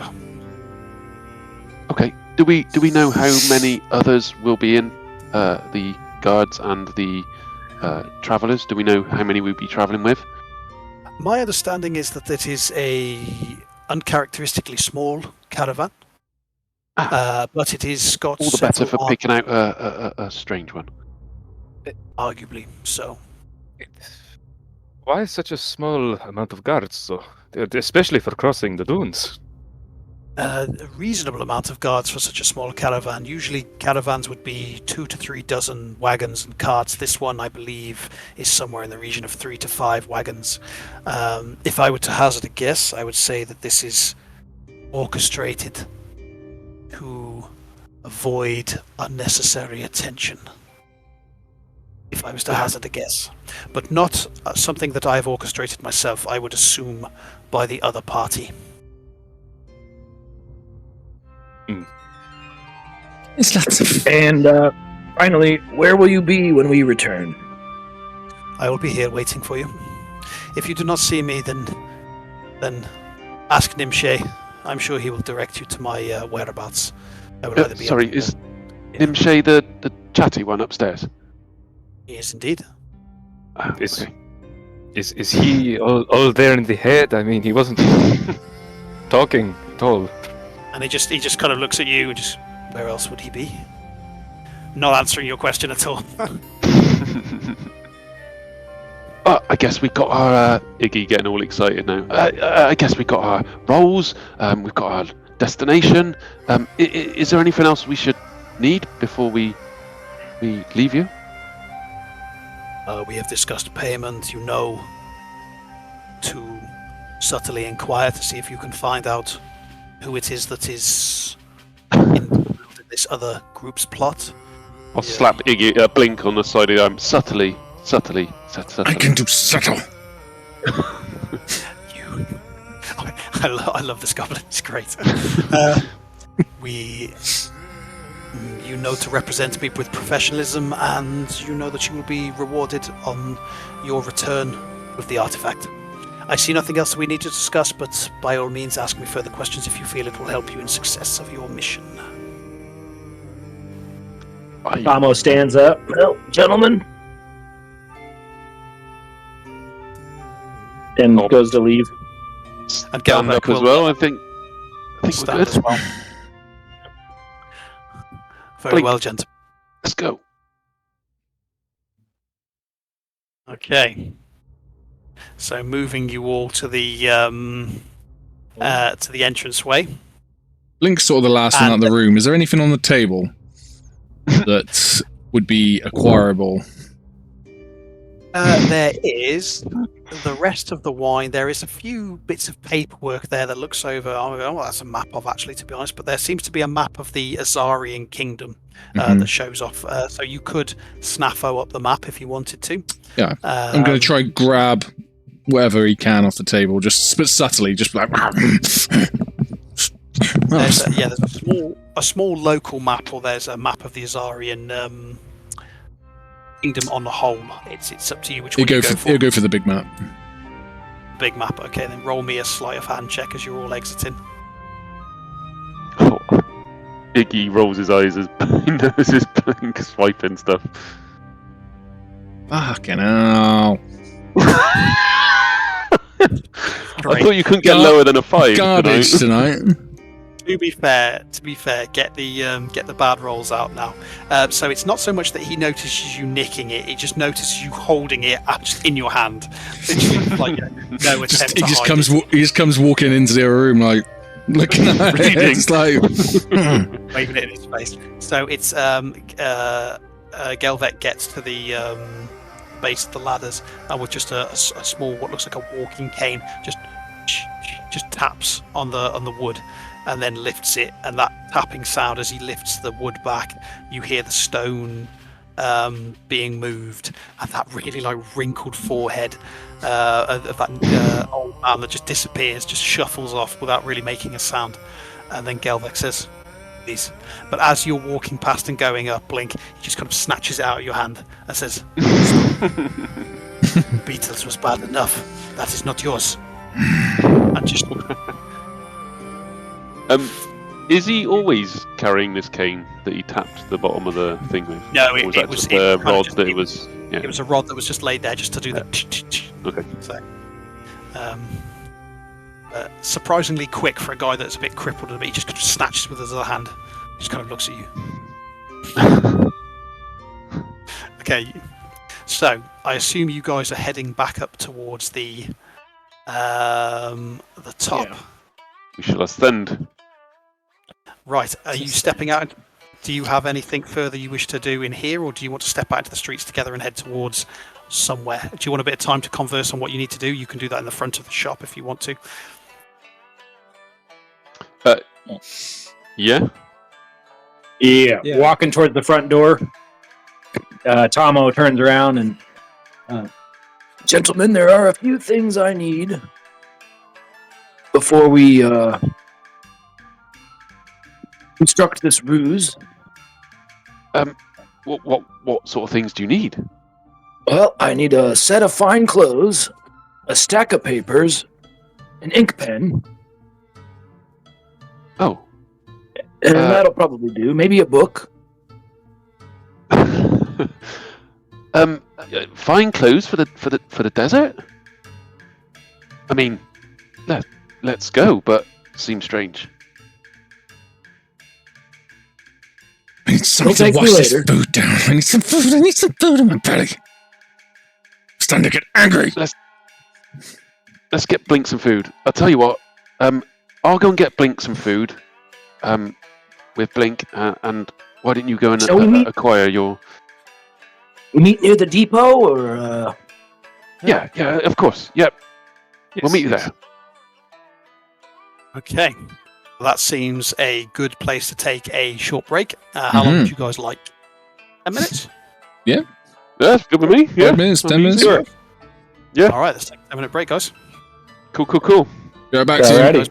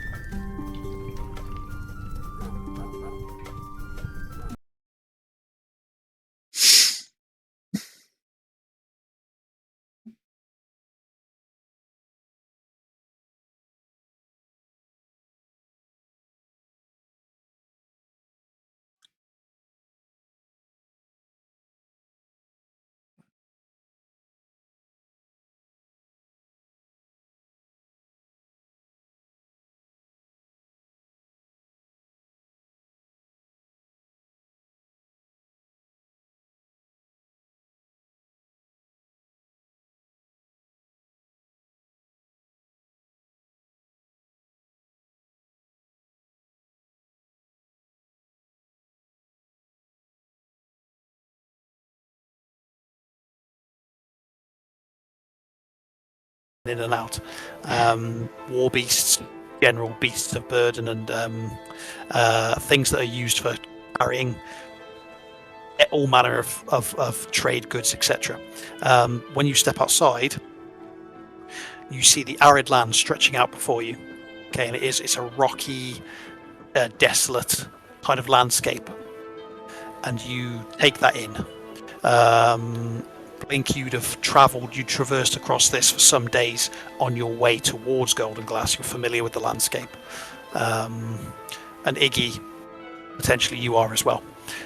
You know that your journey is now going to be, you look off towards the northeast. You can't see it because of how far off it is in the distance, but somewhere off in the northeast is the start of the dunes, the middle kingdom of Azarius. And as you turn and you look off towards the west, you see off along there, you see the outer slums, those houses that are of the impoverished that can't afford to live within the walls, and they're built on top of each other on various levels, 2, 3, sometimes even 4 stories high, like a small city outside the city. And then somewhere off in that direction is a series of caravan depots known as caravanserais, and they are all allocated to different caravans that purchase them for a period of time to prepare, and then they go off out into the desert to deliver goods across the dunes to wherever they're going. So that's your direction. Do you want to have a converse at all? Is there anything you want to discuss before we move over to the other group? I guess we're just sort of, as we're making our way up the streets, we're sort of ducking and diving through the crowds and the beasts and I'm slapping Blink's hand not to touch any more dinosaurs. Do just a quick one, maybe just more of an observation. Do we notice a lot of, are these archers all the way through these streets? Are these, on the roofs, things like that? You notice that there is a guard presence, but there was something about those particular individuals that you dotted around that you don't really see too many of when you left. The circle swords, the certain dune folk, they looked military. And was that in that only location? What I'm trying to gather is were they there for that particular meeting that happened, or are they just throughout the city? Is what I was trying to sort of gather. The impression that you get is that they seem to be interested in what was going on in that meeting. Okay. There is a guard presence, but they look very different, and you start to notice that there's a standard guard that kind of walks the streets and the ports and stuff like that. There are others as well that looked, some that look much more unique. They're wearing all black, but with purple highlights on their robes and armor. Their faces are mostly covered, and you can't help but notice they seem to have crimson eyes. Quite a menacing impression, but you don't see many of them. They seem to be one or two in amongst, say, 10 guards, but they're dotted throughout the city. Okay. No, that's cool. Okay. So we'll pick up with the other three. You guys are heading towards the location that Xavier reluctantly had to go to before. And you're kind of having, a bit of a more on edge now. You know that certain, shall we say, debt collectors might operate in this area. So. Okay. Right. So I think it's just around here. I'll start moving in that direction. Where are you looking for? Place I was originally at. So. Oh, the tavern. Round to the tavern. Okay, then. So coming out onto the dock side again and taking in the scene, you notice that certain groups have moved off. There is the individual that is kind of shouting about his wares. He's moved off the undead dragon claw now and is talking about rare and exotic bird eggs from the jungles of Morphos Dessar, and various tonics that can be obtained from things like long-tooth tears and things like that, some of which sounds a little dubious. So you're heading back to the tavern then?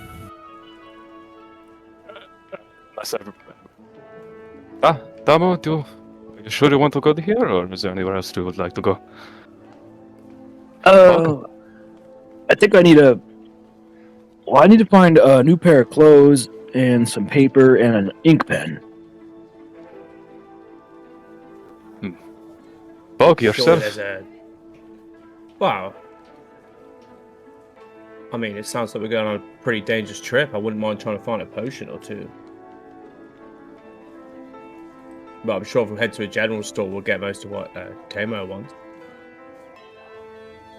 Yeah, have you seen any stores? Where do you know of any stores here? So you Around this passed area. a few stores. You know that just up that set of steps and to the left-hand side, you've got a collection of stores. It's a bit of an artisan's. It's a small merchant area. Perfect. Okay, I'll bring you up. Yep. Well, once more, it's just up here onto the lift, so let's go. Okay, so you've got coming down. You've got a general store on your left now. You have an apothecary / herbalist directly in front of you, and you've got a small. You can hear the chiming of metal from a small blacksmith to your right. Just want to give that little shift over, Jins, for me, mate, and that'll be. Sorry. That's all right, no worries. There's so you've got 3 locations there, and what looks like some kind of baker, some kind of a vendor for food. Those are 4 shops you're around. Okay. All right. Well, in here it looks like I can grab what I need pretty quick. I'll tuck into the general store real quick. Okay, general store we go. General store we go. So, stepping inside, you see a lot of shelves stacked 3, 4, 5 high, and behind the counter you see. Prepare my notes. Now I will say some of you will be familiar with this, that there is 1 or 2 Mrs. Timber specials in here in terms of characters, because while I was stuck having to do some work, she was, bless her, creating some characters for me. So Put her to work. Nice. Awesome. well, she does. I mean, she was the creator of Sulphur, so, and I think Sulphur was a bit of a fan favorite. So, ooh. Okay, who have we got?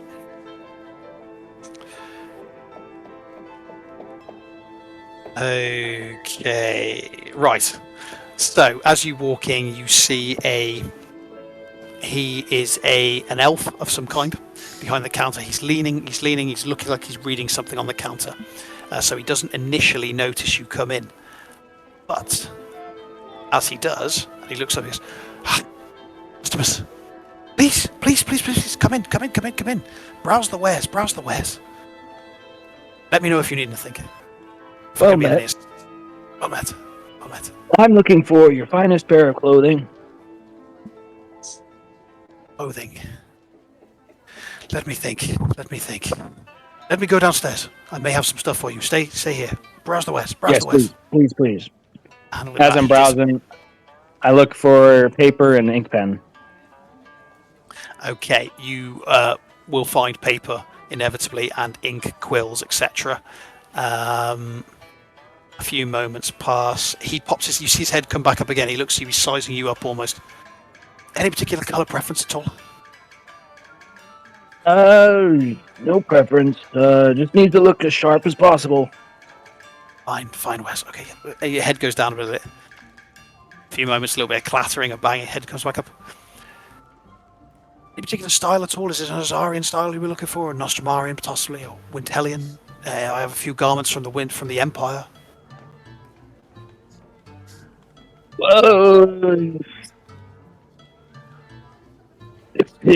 Show me them all.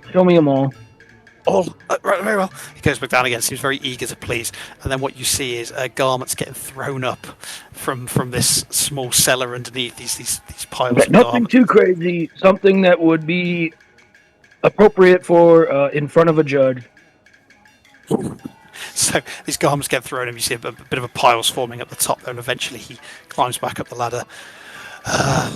Let me clear some space, and he just kind of like pushes all this clutter off this desk that he's behind, and starts laying these garments down onto the thing. And he's again sizing you up, and he said, "I have a few particularly nice pieces, the Azarian style, cool in the heat in the midday, but somewhat warming in the evening air.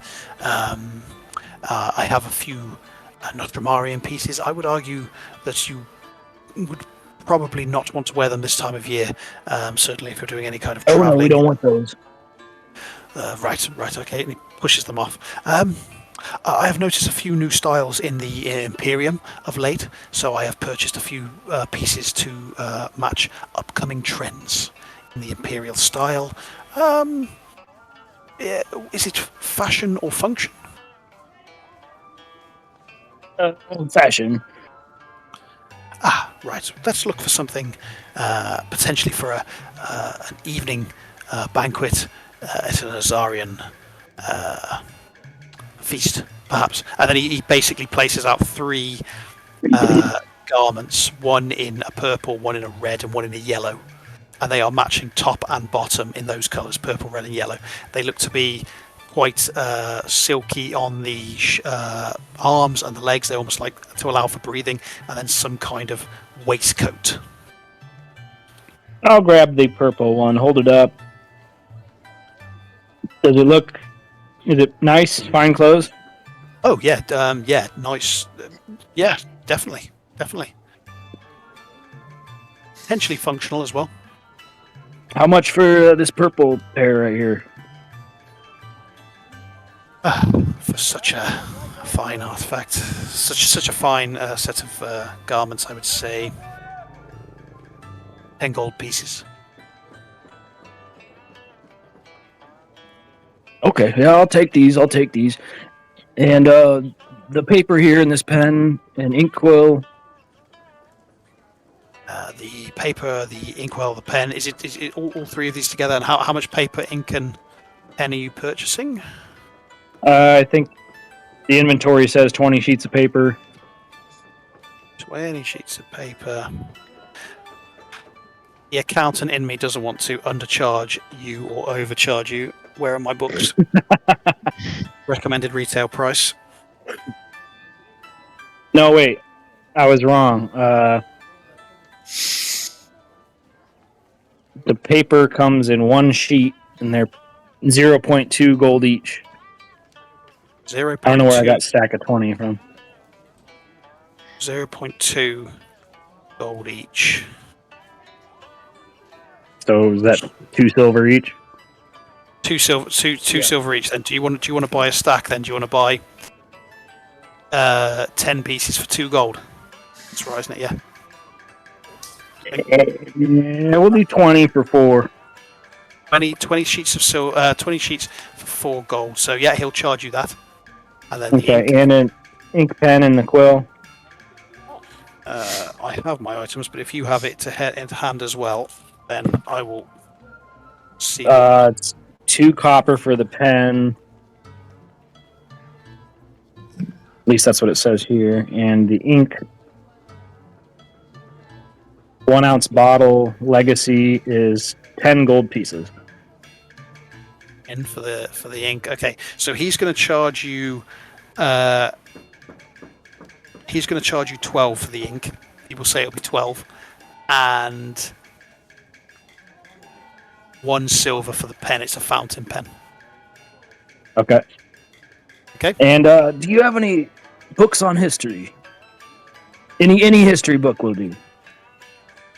Yeah, but we have many scrolls and history books. Is there a particular subject or location or time period that you're interested in?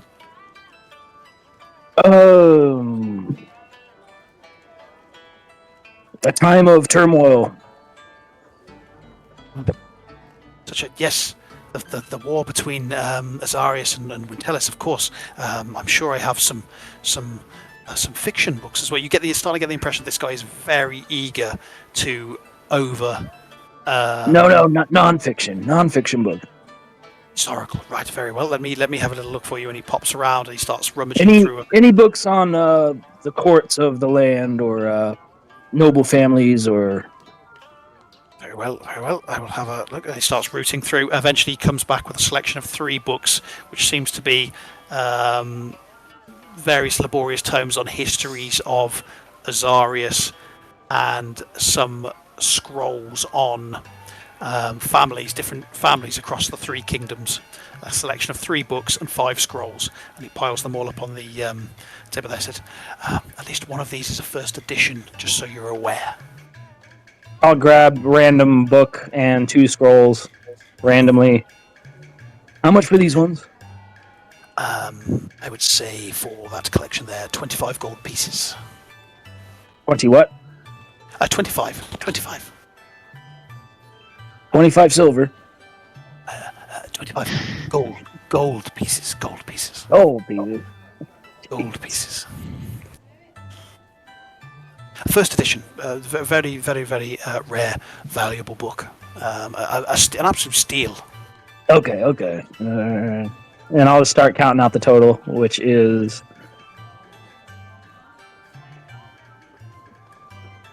Gold? Do you have the total? 25 gold for the book and scrolls. 10 gold, 12 gold for the ink, so 37, and 1 silver for the pen. And then, how much did we say for the clothes? Is it 12? Also 40, 49 and 49 gold pieces and 1 silver piece total. You have very How- extravagant tastes, Tamo.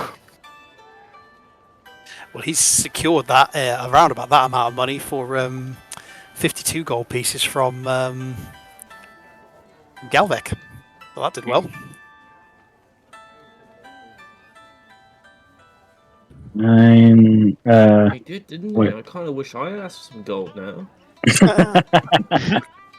All right. Well, my backstory's or not backstory. My cover story is now complete. So, thank you very much. You have a blessed day, sir. Most appreciated for your custom, and please remember, if you need anything, including rare tonics and ingredients, come to me first. Do not go across the way to Hatfitza. I have a far greater selection than she could ever possibly hope to have. Well, since I'm here, do you have any? Oh, never mind. No, please. What is it? Never mind. Okay. If you have anything you need, come back and see me. I will do. So when you say tonics, what are we talking? Well, we have healing potions, sleeping potions. Ooh, I like the sound of healing potions. Yes. How much are they for? Is it a particular strength potency that you were after? Standard, superior, anything? Just the standard, just the common. So let me see. I have a selection of half a dozen, and they are going for 52 gold pieces each. Whoa, God! That's crazy. Kashin, I don't think I've ever seen you have prices that high for those. My word. Tomo just starts changing into his new clothes. Very, Just right here. Yeah. Oh, Kashin. You made big promises. Kashin, my friend, these are new customers, new to these lands. Very competitive, I can assure you. She will charge you almost half as much more next door. So 52 is a steal. It's positively a steal. Yes. Yes, Well, I agree. You You're say that, stealing Kashin, from but me. she may not. They're the finest quality in recyclable bottles, nonetheless. You can see he's like scratching his head, thinking so what else he can. so you're charging me for used bottles. Let me rephrase. If you return the bottles to me, I will fill them up, and you'll have a discount. How about that? I'm fine, thank you. You can keep your potions of healing. I'll have no need for them. 51? 51. Kashin, please. You're Kashin. breaking our pouches here. I'll be honest with you, Kashin. Someone came in here with not a lot of gold. Not knowing the price of healing potions. A small increase. But yeah, remember about 50 usually. So, I don't think we're going to come to any sort of agreement here. I understand. Please, if there is anything else you require, do not hesitate to come back to see me. I will endeavour to serve you in any way possible. And he kind of stops a bit like, did that sound weird? Timber. I wouldn't have to have any dirt on Kashin, would I? Maybe. Give me an insight check with IDC. You don't, like I say, you don't usually frequent this part of town. Okay, yeah, I definitely don't frequent here too much. You don't know any of the local gossip about Kashin. Damn it. Okay. Kashin, There is a couple of things I do want to buy though. Please. I'm also interested in some paper and some pen and an ink. Very well. Yes.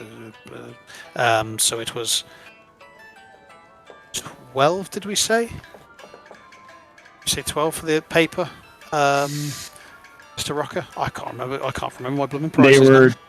now. It's 4 gold for the 20. 4 gold for the 20. Okay.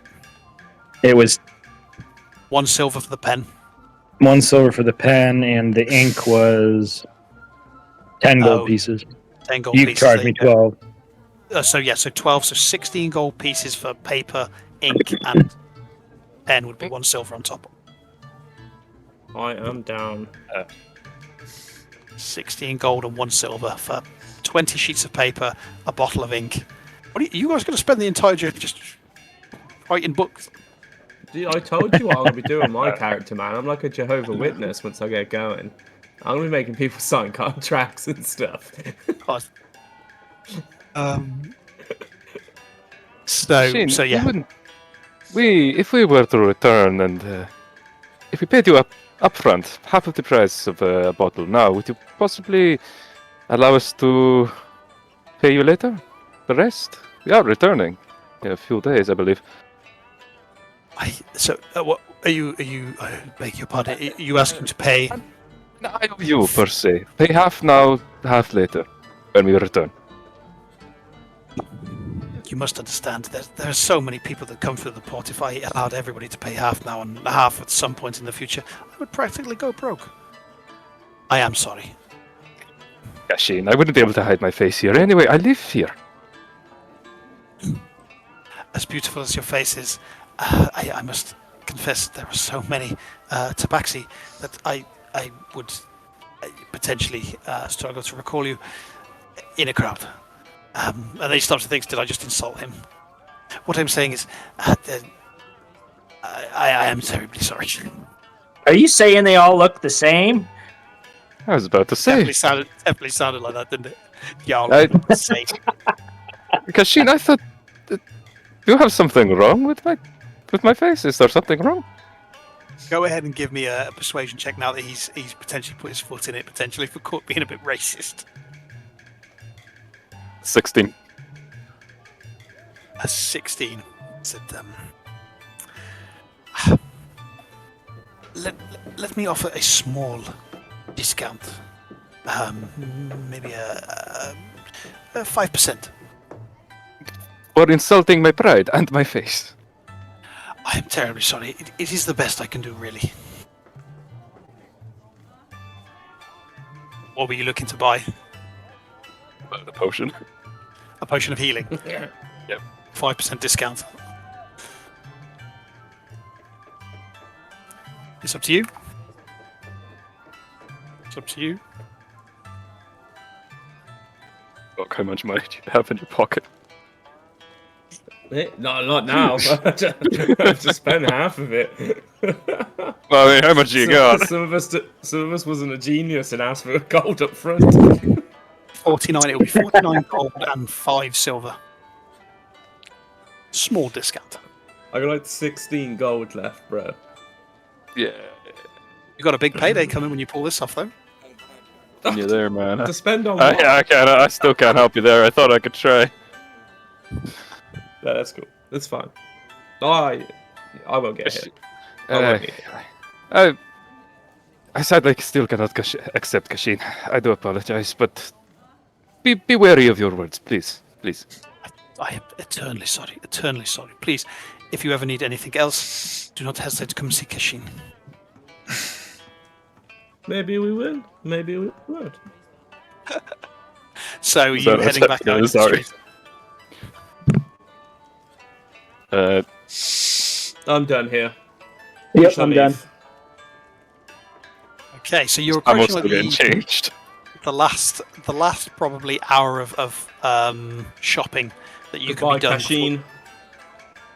I wish you a good and pleasant evening in Golden Glass. Enjoy its many wonders and delights. So as you step back out into the night air, and it's starting to cool off now as the sun's starting to set off in the distance, you're starting to see the lanterns be lit, and there's an air of the evening. What it does bring is it's that weird kind of twilight time where in that kind of things that you catch out of the corner of your eye, those strange kind of sights from just the small kind of thinning of the veil, effectively, when there's this place has a certain aura about it, whereby everything is a melting pot of strange magics and strange folk, and you find yourself just taking in the general aura and atmosphere of the place. Certain things just seem bizarre and weird, but you turn and look, and they're almost not there. Strange shapes and shadows, and people that almost as they turn and look, there's different coloured eyes that seem just odd and off.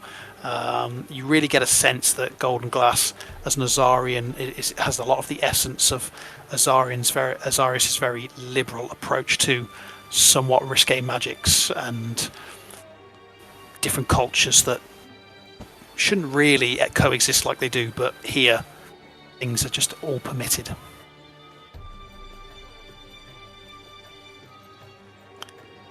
Okay. Where to? Shall we get to the depot? I agree. It's yeah, so I think it's time we getting to that time. we met up with the others and talk the finer details out, I believe. Okay. So, setting off back the way you came. So, Jins, if we could have the general backdrop. So, setting off into that evening sunset sky, which seems pretty apt there, actually.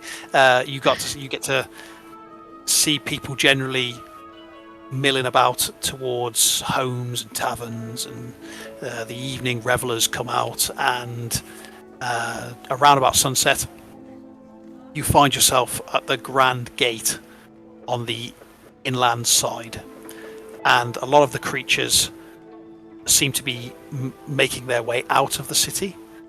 There are obviously locales specifically there for keeping securely creatures that you wouldn't want wandering around, like big teeth and long teeth and all sorts of other Azarian exotic weapons of war or creatures of for trade.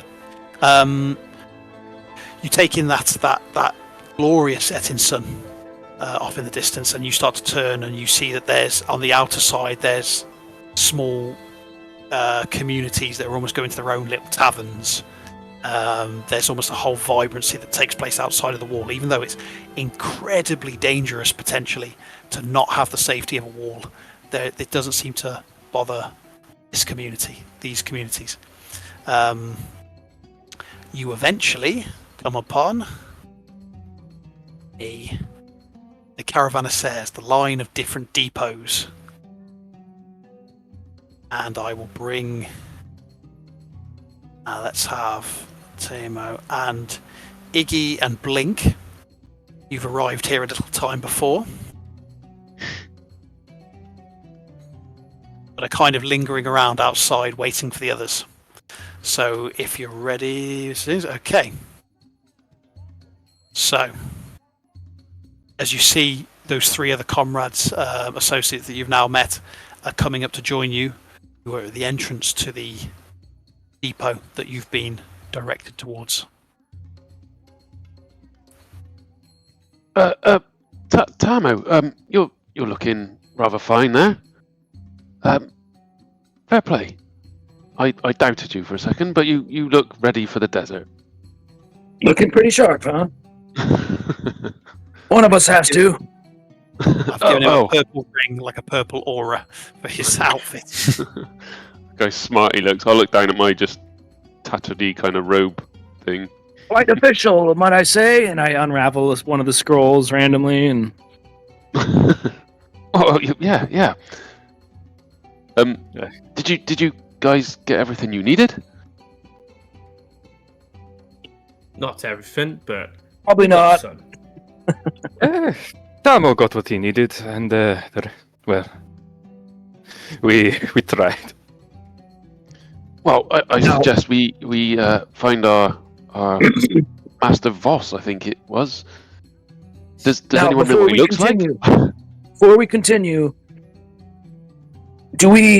how well do we want to portray that we know each other? Do we want to hang around each other, or should we play stranger? Potentially, maybe we play stranger. If me and you are travelers, we could be going for different, and we look very different. But and we have different agendas. Maybe that way we cover more ground. My thoughts exactly. Good check. I don't know if you guys are all as guardsmen know each other, or maybe from the same. I don't want to say master. It would seem appropriate that the two separate groups would know just the people inside their circles, so... I'm happy to hang around with these two if I have to. Yeah, Okay, it's isn't fine. it- You make me very nervous, I- friend. Why is that? He's just No, got but this they're close. big, massive grin, his big teeth just coming out. So, as much as I'd love to share a glass with you guys, seeing as we're playing the stranger, I may not be as sociable tonight with you all. We have that's fair enough. appearances to upkeep.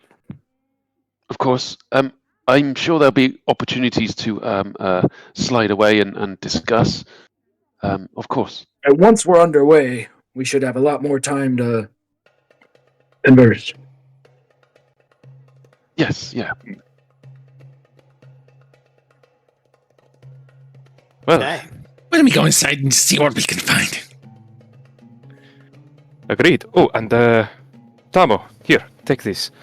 And I'll reach into my pack and I'll just like walk over to you and I'm gonna lean down into the pack in front of you and you're gonna.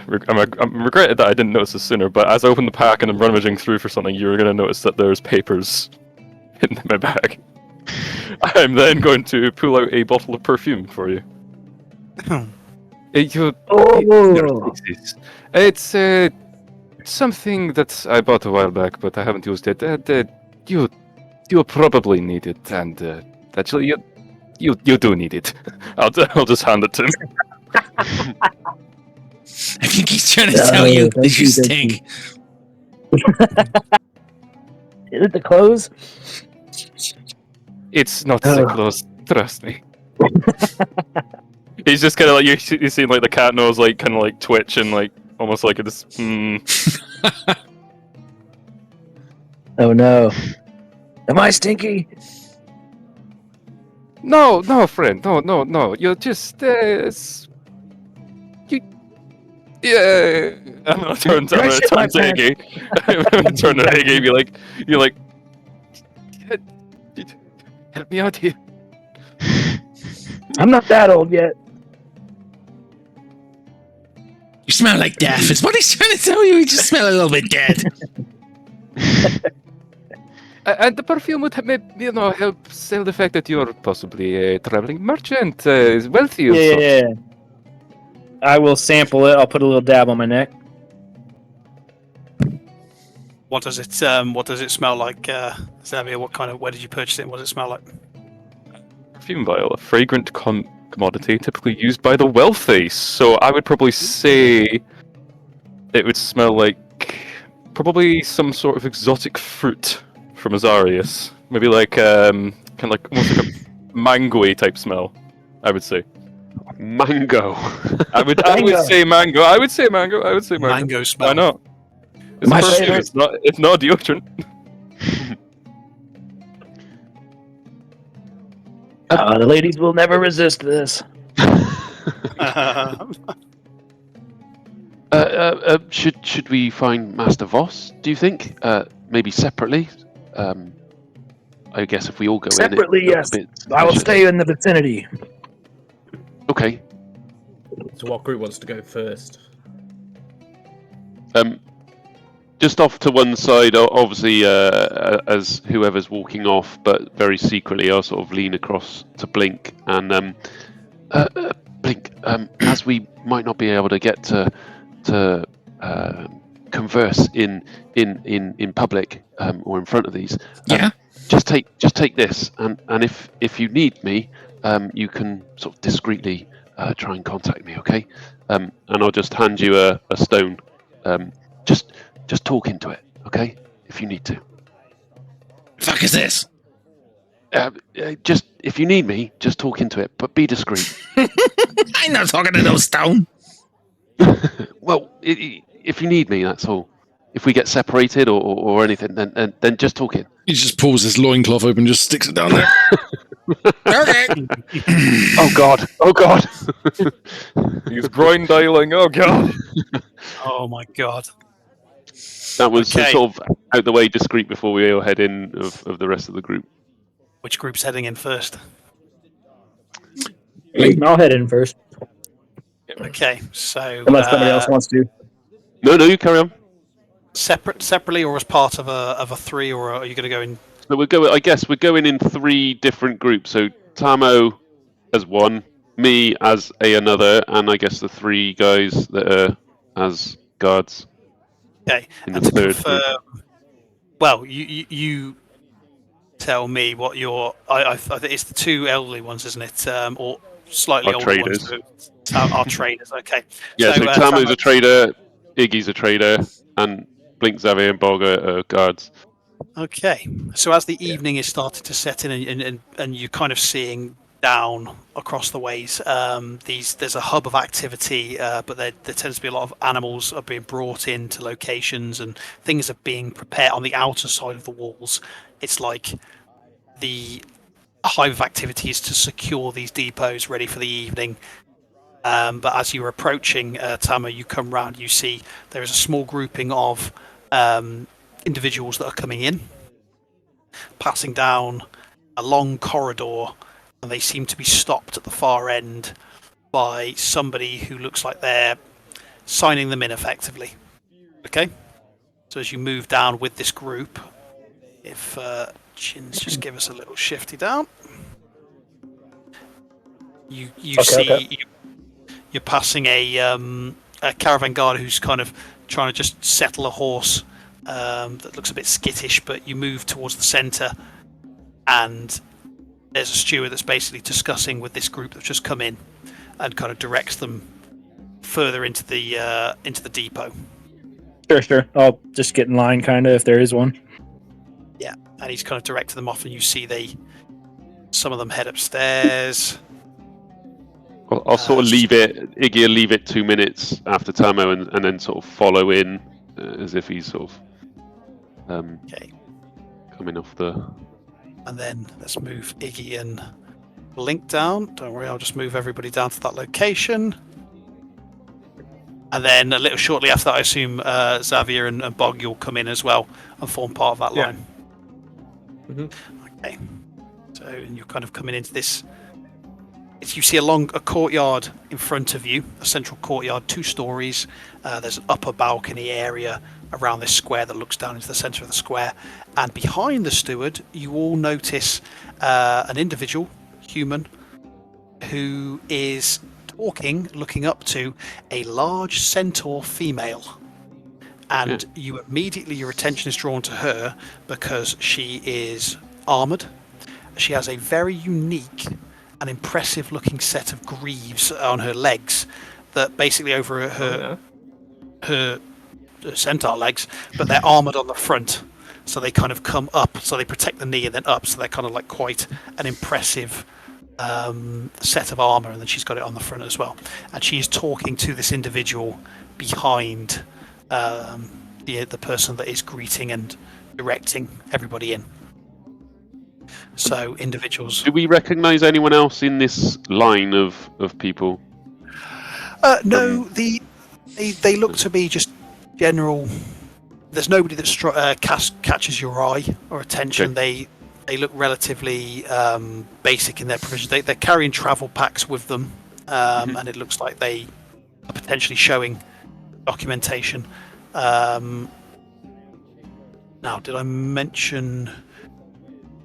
Now, I'd have said that documentation was going to be sent on your behalf. Yeah. So nothing was given to you, just directions. Nope. Okay. Yeah. Okay, so these individuals come through and are passed on, and then basically there appears to be somebody who's like a steward that's noting names down on a board, and they look up and they see you said approach. Tamo, it's on you as you approach. I approach. Good day. Good evening. Good evening. Name? Tomo the Wise. And you are with us for business, travel, merchants? I am to be traveling tomorrow morning with a smaller caravan. I'm looking for the caravan master. Master Voss is currently preoccupied at the moment, but if you Master wait, Voss, that's the one. if you wait to one side, I'm sure he will be available. Have you got accommodation with us? Accommodation. Do you offer that? If it is prearranged, then we have accommodation for you. I can show you to some quarters. Have you prearranged accommodation? It should be, yeah. It should, my name should be on the list. Yep. Very well. I will check. Yes, I do indeed see that you have accommodation booked with us. We will see to your needs this evening. The accommodation is all upstairs. There is a small area to get drinks and potentially some food towards the back of the depot. We will be setting off early. Please make sure that if you make yourself more comfortable and spread your belongings out, that you are packed and ready to go around dawn tomorrow. There will be somebody that will give you a courtesy knock of your door. And thank you very much. And we will let you go and see to whatever needs you have before we will show your rooms. Well, thank you. Okay, so are you heading past to wait to speak to the master, or? Not necessarily. No, I'll just kind of stroll down to the courtyard and look around. Okay, so you kind of take in, and you pass this centaur that seems to be very focused on this conversation. It seems to be regarding materials that Can are I? taken. May I telepathy?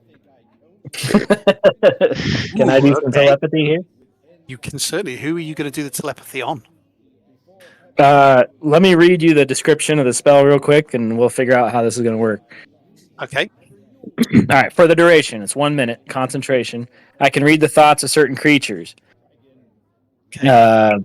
within 30 feet of me. If it has an intelligence of 3 or lower, it doesn't speak and it's unaffected. I initially learn the surface thoughts of the creature, what is most on its mind in that moment. As an action, I can either shift my attention to another creature or attempt to probe deeper into the same creature. Okay. If I probe deeper, the target must make a wisdom saving throw. If it fails, I gain insight into its reasoning, if there is any, its emotional state, and something that looms large on its mind. If it succeeds in its saving throw, the spell ends. Either way, the target will know that I'm probing. Right. Interesting. And there's slightly more, but I'm not really going to probe right now. I'm just going to... Okay. There's a lot more to it. I could continue reading, but... Who are you directing your... So there's a conversation taking place between the Master Voss and this... Master Voss. Okay, then. So you're going to target Master Voss. Is there any wisdom or surface level thoughts at no cost or no roll, I assume? Correct. Okay, so the conversation that you just about overhear seems to be regarding provisions, armor, tools, etc. that this Nezrin is going to be or once loaded onto some of the wagons. It looks to be goods that the caravan will be transporting to Ezeros on her behalf, her goods. So she seems to be giving some stern instruction on their care and how they should be transported. Okay, before the spell's up, can I move it to her? Yeah. Do you want to have anything from Master Voss first, or do you want to move it now? Or if there's anything else that's like on the tip of his mind, sure. so there is a certain amount of frustration that you're sensing on the surface level. This is somebody that seemingly has a lot that has to be done this evening, and seems somewhat antagonized that he's told his business by a client. So there is a certain amount of frustration, but there seems to be a certain amount of respect for this individual that is keeping him from saying anything antagonistic towards her. So that's the surface level. Can I move it to her? Yeah. She Shift my attention to her. So as she's giving him this kind of quite stern instruction, there is a general feeling that she needs to really drill this point home, because she has had previous examples of profits of goods being damaged in transit or being lost in transit, and that she is keen to ensure that this doesn't happen this time around. So that's okay. Let me refresh my map, because I have to refresh every time I. How far down am I? Am I within 30 feet of those other guards over there? Within 30 feet of those two guards? No. While this is going on, can I, and this will be the last thing I do with it, can I walk within 30 feet of those guards and probe one of them? Not probe. This is up to you how long this lasts. Yep. I will. So the whole telepathy thing is very DM dependent. So these guards seem to be excited. You get a general sense from both of them. There's an eagerness to get everything stowed away, to catch up with some friends that are drinking in the small tavern that is attached to this depot. okay, so they just want to party. It's more of a let's get everything ready, let's get settled, and then we can go and have a drink before we go out on another. You get a sense, you're starting to get a sense that there is a bit of an excitement and nervousness. Now that doesn't seem out of place, not like right. They're what would we use the phrase? They're not unseasoned to this kind of work, but there seems to be a kind of an almost like an anticipation for it. Sure. Okay. All right, I'm done. I'll just kind of mosey around right there. Okay, no worries. So Iggy and Blink, I assume, coming next. Well, it's they're three a group, and I'm on my own. I'm a traveller, aren't I? And those are the guards' roles, if you like. So Iggy approach and the obvious sort of master steward person. Hello, evening, sir. I'm just trying to check in. I'm looking for a Master Voss, I believe, leaving tomorrow morning. Another one for Master Voss. You will have to wait in line behind this one. In terms of checking you in, I may take your name, please. Professor Ignatius Quill. Ignatius, traveling with us in a professional capacity. Do you have goods that you need signing in, or? No, I have my goods, and I'll sort of point to my satchel of and bottles and chemicals and things that I have strapped on various belts and whatnot. And he No, seems to I make- have all my goods. It's more recipes that I transport. So yes, I have it all with me. He's making a few notes. The nature of goods that you are transporting, and he's seeing bottles. Do the goods explode, or are they corrosive in nature? Do you need to declare anything that might cause injury or fatality? Oh no, they're more flavorings and more recipes. So more sort of spices and things for ingredients for cooking. I will put down gastronomy. That's the word. Gastronomy. Gastronomy. I have some cream for that, Stuart, if you need also. Very well.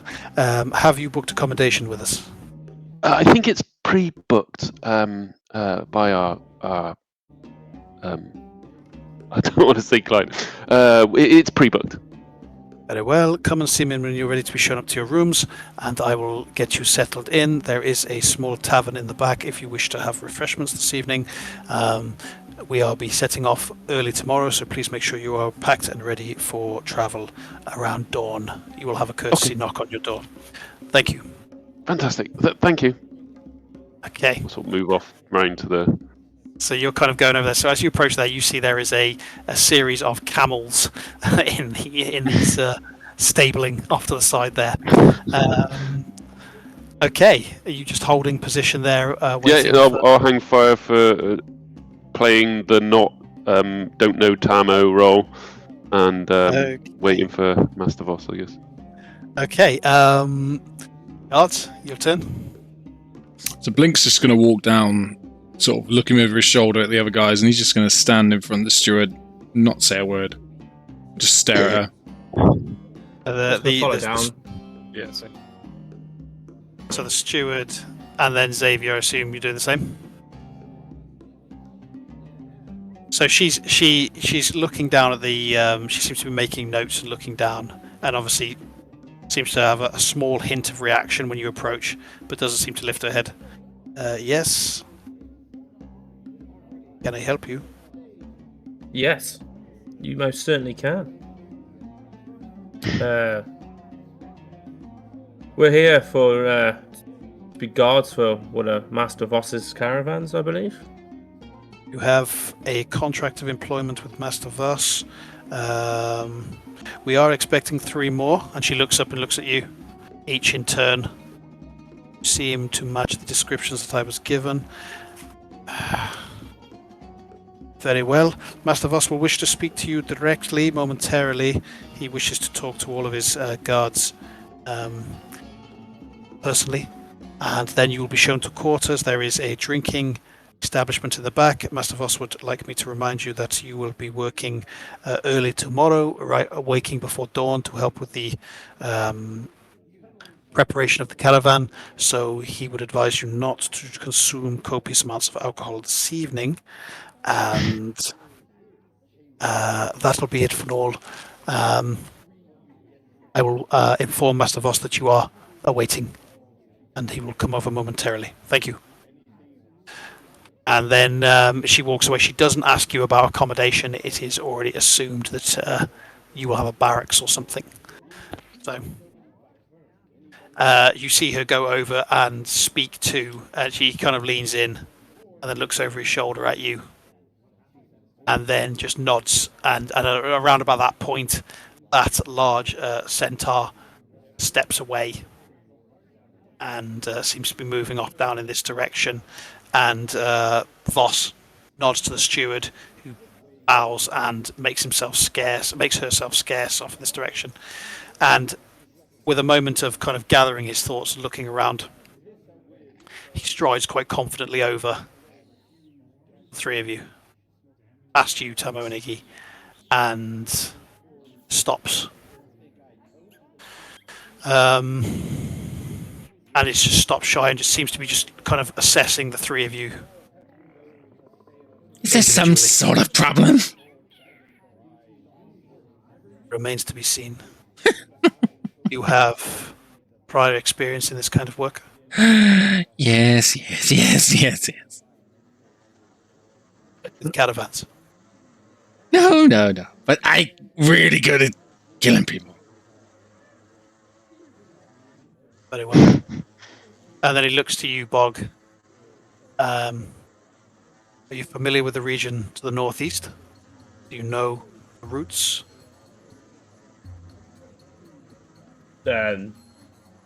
No, but I'm pretty sure I signed up as a caravan guard, not the master of directions.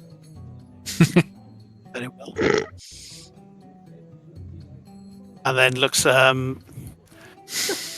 past to you, Xavier. Sassy. I love it. What is your particular skill set? What weapons do you carry? I carry a hand crossbow and a knife, but I have a few other tricks. Very well. I would encourage professionalism in all of my guards. Most certainly. You will be paid well for your time. Any issues that you have with other guards, come and speak to me. Any issues you have with travelers, remember they are paying for our protection. Again, you come and speak to me. And we will get you somewhere situated for the evening. I expect you to rise before dawn with the rest of the men who have already been briefed.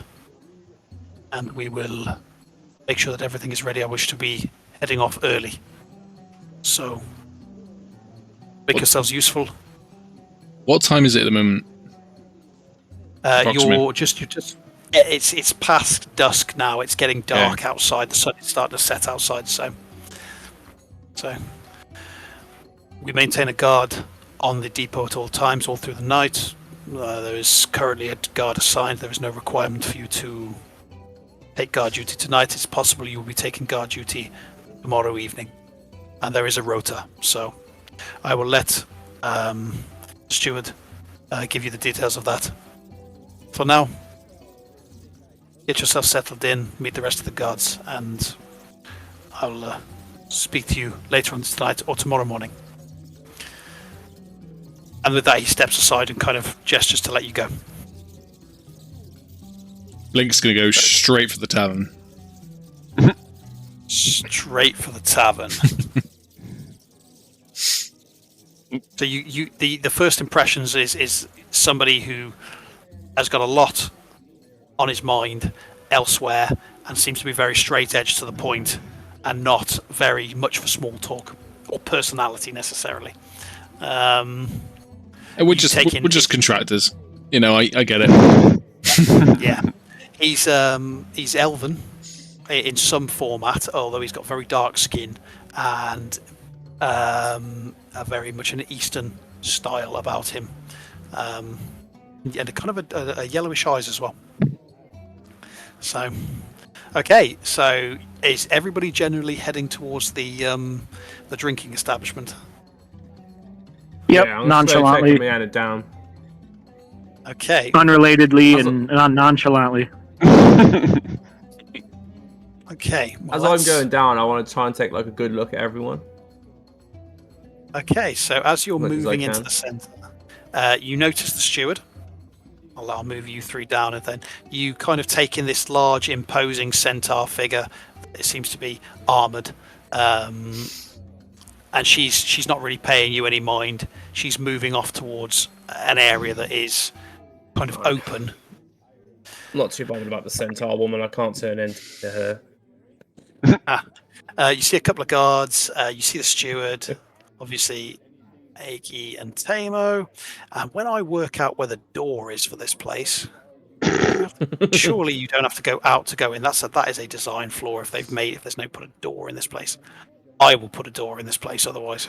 The door is here. You're the DM. You put a door if you want a door. I want a door anywhere I damn well please. Generally nonchalantly, I'm putting a door here. So let's go for. Hang on a minute.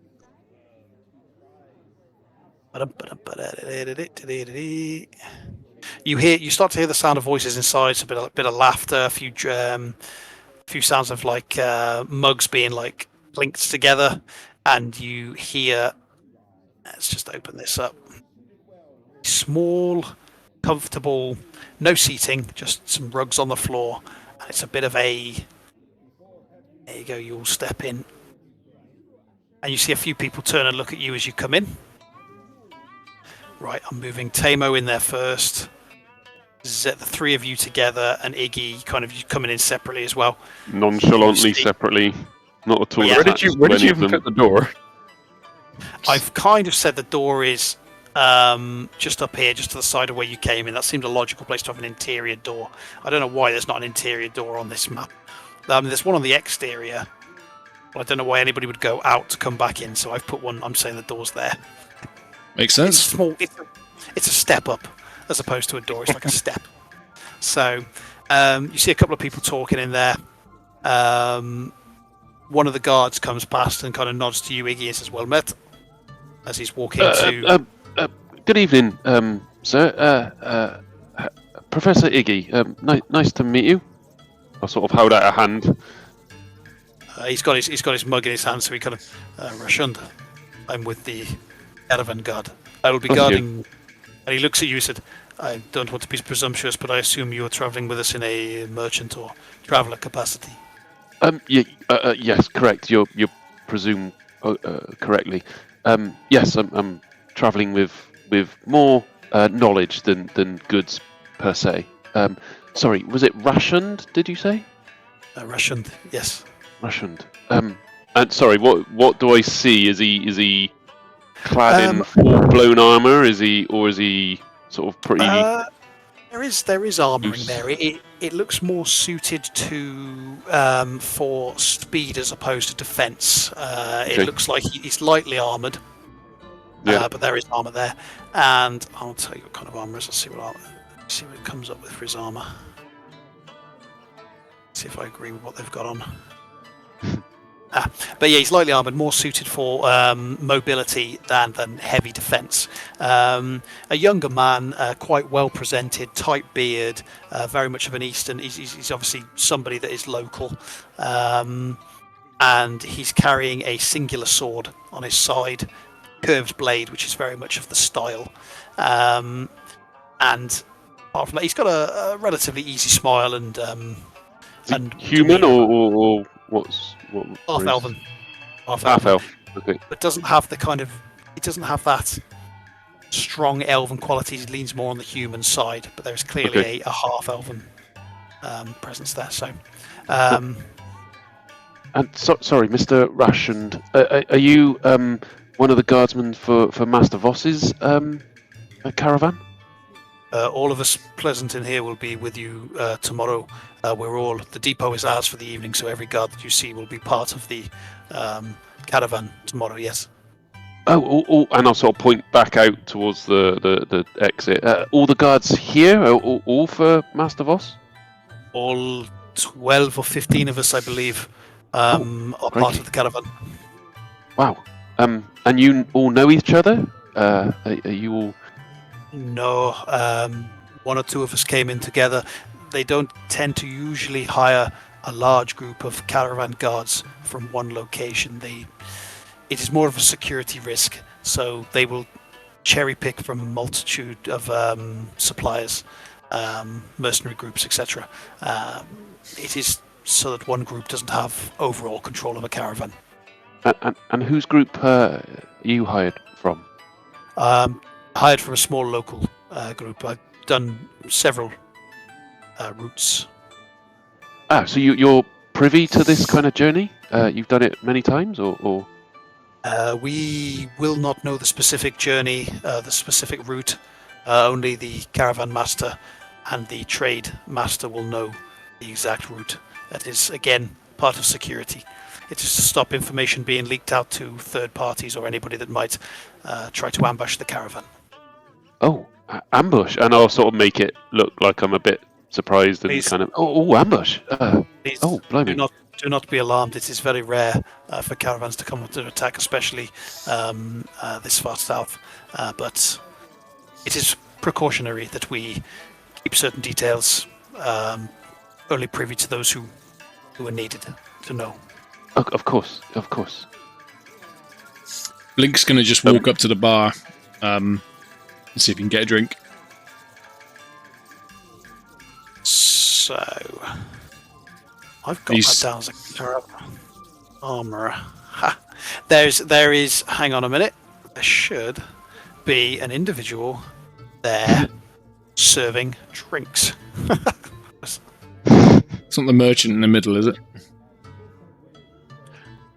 No, that's one of your guests. That's one of the ones that's coming on the thing with me. Give me a second. There should be somebody serving drinks there. Help yourself, Blink. Touch, yeah. As he walks up, he's just sort of looking sideways and front ways, and he's like, Can I get something to drink? I'm really thirsty and hungry. I've got a meat. Some meat. So, Blink, as you walk up towards the thing, you see a wide selection of various fruits are on display there that are offered, and this young Zarian male kind of almost retracts from you a little bit, kind of put on the back foot by you, and says, "There are lemons, strawberries, grapes, perhaps. Can I interest you in an apple?"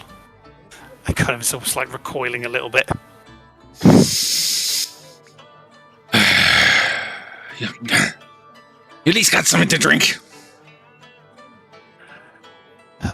Certainly, and reaches under the bar and pulls out a large, thin bottle of an Azarian, what looks to be some kind of a wine. There's a lot of wines in Azarius, so it's not like the hardy meads and ales that you drank up in Nostromo. These are very wine-related. So he kind of places it onto the bar and said, 5 silver pieces.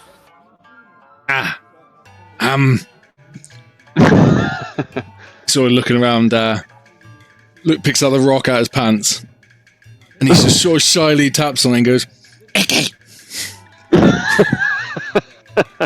God. I'll sort of hear it and walk away round the corner from this Russian guy. Okay. And what? I'm sort of speaking to the thing. What the fuck do you want? I haven't got any money. Quick. You took my money, remember? I've got no money on me. 2 secs. So I'll sort of nonchalantly walk round towards the bar. Okay. And a bit away from Blink, sort of not close as if we know each other. Excuse me, sir? And I'm sort of trying to hail the waiter on the bar. Just give me a stealth check. Did you try to do that discreetly then, Blink, with that stone? Yeah. You just stand there and just put the stone. No, I sort Give me a of put it in his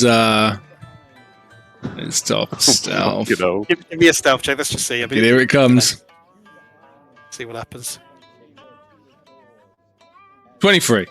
Hey, wow. thank God. Okay. Obviously more concerned about your kind of fearsome appearance. This young Azarian doesn't seem to really take in or acknowledge that you've just pulled out this stone and spoken to it, and then all of a sudden so Iggy, yeah, you kind of wander not quite up to. Excuse me, sir. Good evening. And he kind of turns to Blink and says, "I'll be with you in just a moment." Yes. Could I have two of your finest drinks, please, if possible? We're serving Azarian wine. There is several cases, and he pulls out 2 of the thin bottles, places them on the side. Can I interest you in any fruits or any? When you said fruits, you just said on the other end of the table. I'll take a couple of pieces of fruit. Is it complimentary or not? It's 10 silver pieces for a selection of all the fruits available, and 10 silver pieces for the 2 drinks. Okay, I'll take the fruits and the 2 drinks, please. Thank you. Okay, so I'll pass it over. 2 gold. Okay. And I'll sort of, as I spin round, I've bagged the fruit and grab the two drinks in each hand. And as I spin round, I'll sort of give Blink a look and look over to the back. And I'll walk back towards sort of Ration at the back, but I'll place a drink on the desk that he was stood next to, and carry on walking with one. Okay, and kind of walk off over and that to try and. Yeah. Okay, give me a cheeky stealth check. See if it's noticed. Fuck, that this you is just my dumpy shit stat. got anybody -1. who's standing around might Ooh, notice. got that 20 now. So, as far as you're aware, nobody seems to be paying any attention to the fact you've bought a drink and just stuck it on a side. So, Yeah. Blink, it's there if you want to go and get it. Blink's going to walk over and grab it and then sort of scurry and skulk around the corner and just sit on the stairwell and just start drinking. Okay. Just opposite each other, completely and nonchalantly, they're just not related at all. Hey, Hey! I think this is going really well. I think we're being really stealthy. Okay. Anything the rest of you want to do? We're kind of coming towards the. Well, we're going to leave it for the evening. But if there's anything anybody wants to do to finalise it, and then we will pick up with. Well, no, we'll have you seen to your rooms, and then we'll leave it with there. So, anything else anybody wants to do before we get to that point? Nah, not really. Just lean up against the wall and start playing the lute. That's it. I'm good, yeah. Just I'm kind of taking like it. tune it in and just read those little tunes and all that stuff. Take it. Can I Blink, mean, I do have something I'd like to do before I turn in for the night. There is something I'd like to do, but this doesn't look like the room I want to do it in. is there any signs of rats or insects around? Rats or insects? Any around? sort of vermin? Give me a perception check. Are there no tables and chairs in here? 21. 21. So you do note in the corner of that stairwell some rat droppings behind that plant. The chances are there are rodents somewhere around here, probably that come out at night. So I know what Blink's going to be doing this evening, hunting again. Noted. Me. No, this is kind of. There's a lot of rugs displayed on the floor, but it's kind of an open area. It's like you could potentially Right, sit just as around it in look. here. Yeah, pretty much. Yeah, it's not a lot of Yeah. seating. I'll wait till I get to my bed and possibly do something then. Okay, Yeah. Sorry. so Frisky old boy. Totally PG. Totally PG.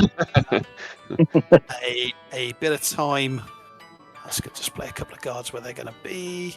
Well, whilst Bit we're of time. mingling in here, sorry, before we move out, I don't know what the next step is, but while we're mingling in here, do we notice, as I'm sort of sipping my wine in the corner, do we notice Rashund or any of the other folk that is not us mingling or look like they all know each other? No, you get the impression there are two guards talking as if they are getting acquainted. Okay. But there is a general. It's like a place to come and get some refreshments, which are provided by the depot at a small cost. It's a place to get a drink for people to relax, but it's a place of work. So it's kind of like get a drink, get yourself a bit to eat, and then you're going to go and sleep, and then you're going to set off. So there's general senses that the people in here are coming in here to just get refreshments. Chances are they're going to head on out. Other people are coming to do the same, and it's. But there's no one that looks like they know each other or a sort of pally. Nobody. No. The two people that are talking seem to be swapping details about certain routes, things like that. The information seems to be more like just they're getting to know each other. Okay. So, Yep. Okay, I'll move that out of the way. That is a named individual, but I haven't met him yet. So, okay, so I've already jotted his name down. got it next to the names and stuff.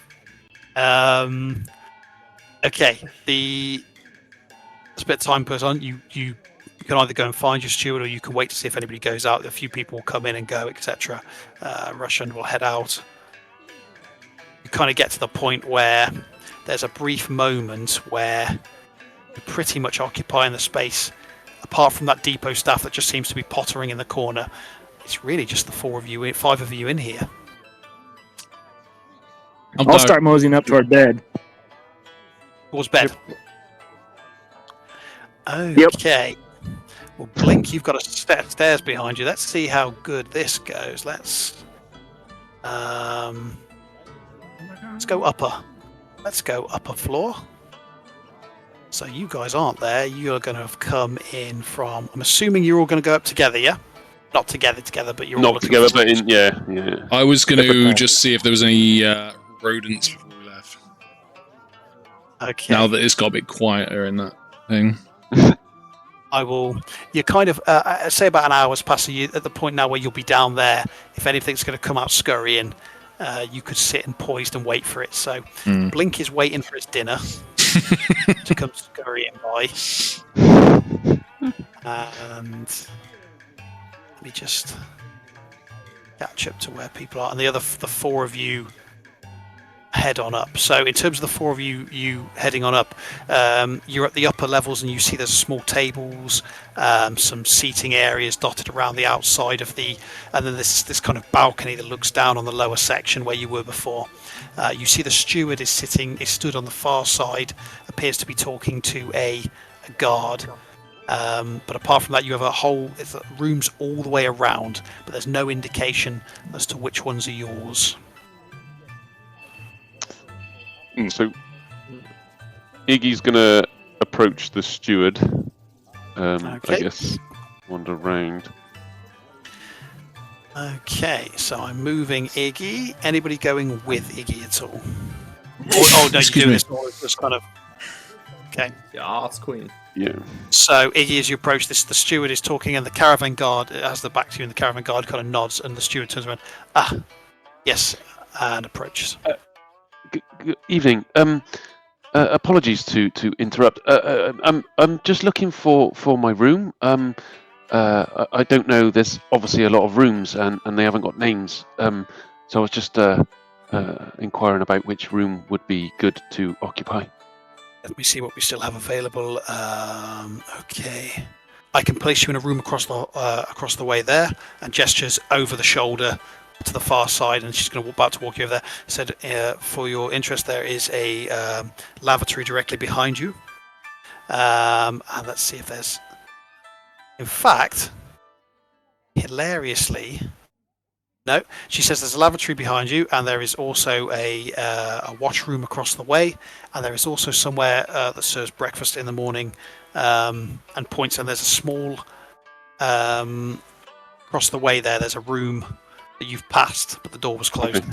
Gestures in that direction, somewhere you can break your fast in the morning. And then basically takes you, Jins, if you just take it up a little bit and to the left, steward brings you to this location, opens a door for you, and Iggy, this is your room for the evening. Oh, double bed, fantastic. How's that? First one to ask, first one to get the bed.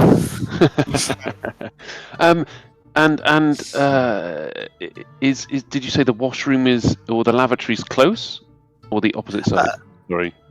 So she gestures over her shoulder there, and I will show you. Oop, not that one. No, sorry. Okay. There is a Fantastic. lavatory there. Okay. Bowels aren't what they used to be, so maybe needed during the evening. Perfect. She'll raise Thank you her so eyebrows much. a little bit and say, okay, thank you for that. TMI. Sleep well. We rise at dawn tomorrow. Please be packed and ready. Of course. Yeah. Thank you. And I'll That walks scurry away. into the room. Okay, Iggy Test the bed. jumps on the bed. Being the inquisitive one, can I look under the bed? Is there anything under the mattress, under the bed? Is there anything suspiciously weird in this room? Me an investigation check.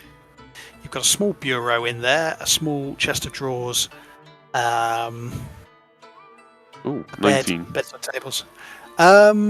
Nothing looks too untoward. You see some small rat droppings in there as well. Chances are God. rats are probably moved scurrying along the walls. Anywhere where there's hay and things like that and stuff for animal feed, you're probably going to get some rats in the night. It's semi-comfortable. It's simple but comfortable, functional.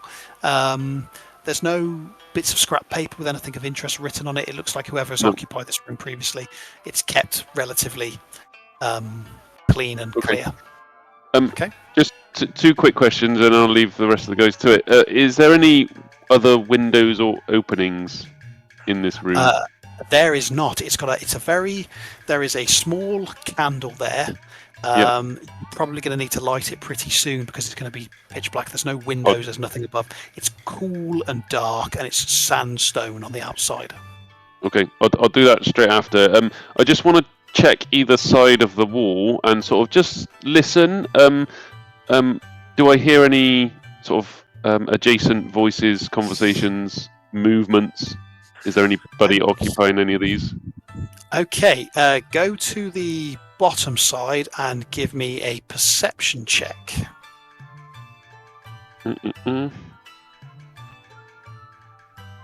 11.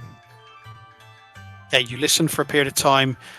You hear the faint sound of furniture kind of scratching on the floor as somebody's moving things around, but nothing sounds untoward. Okay, but occupied. And the top adjacent. Okay, so moving yourself to the top side, give me a perception check. Where the fuck is it? Ooh, 18. Ooh. Oh. Okay, bear with me. Uno momento. 'Cause that's not bad. It's not bad at all.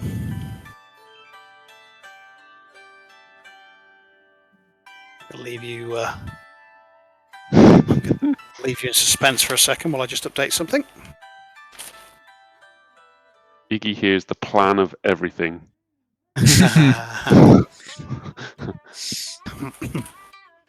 Where are my names?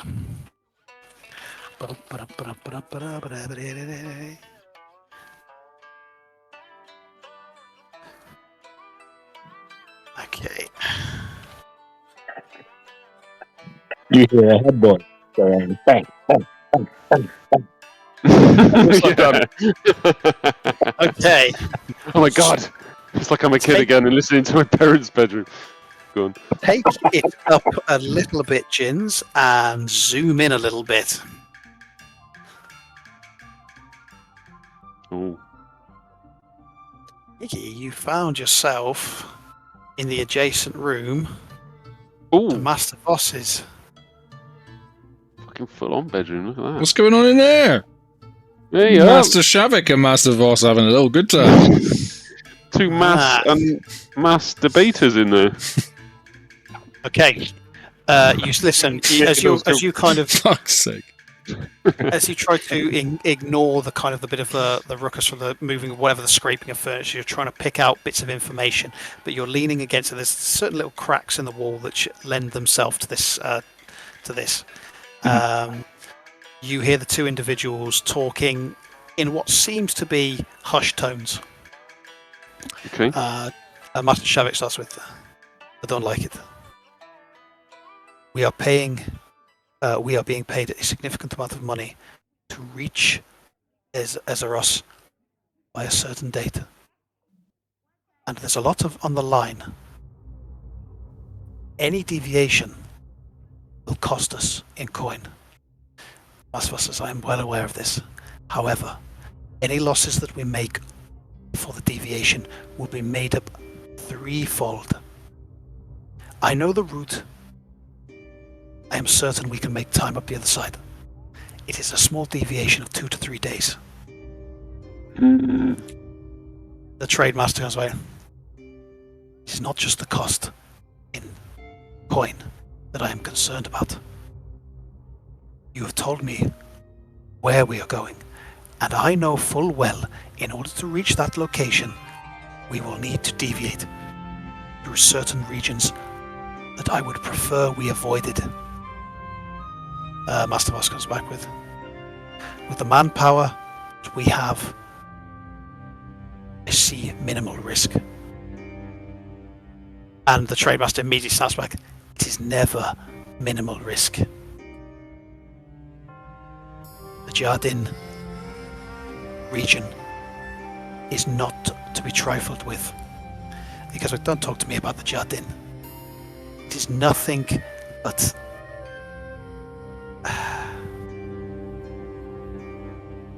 it is not as bad as they say. Clearly you have not been in that region. Fuck. What was the region? Sorry. The I'm trying to jot. Jardin. The Jardin. Jar- Jardin. Jardin. Okay, yeah, carry on. He placed the stones around it for a reason. He says, Shavika never took you for a superstition sort. He says, I am interested in profit, expediency and profit. You have not yet told me who it is that is employing us to do this. He says, do not ask me to reveal sources. Just try to smooth over a small delay with the investors. I will ensure that we make the time up the other side. Give me these 3 days. It will be worth it. And then he sits back for a moment. What are you going to tell the men? I will speak with some of them. It will not require all. Most we can leave protecting the caravan while a few of us slip away to go and investigate the location. At most we'll be gone a few hours. And I am confident that it will be nothing more than a few desert-dwelling creatures, perhaps. And he's just pondering and says, don't like it. But if you assure me that we can make the time up the other side, then I will go along with it.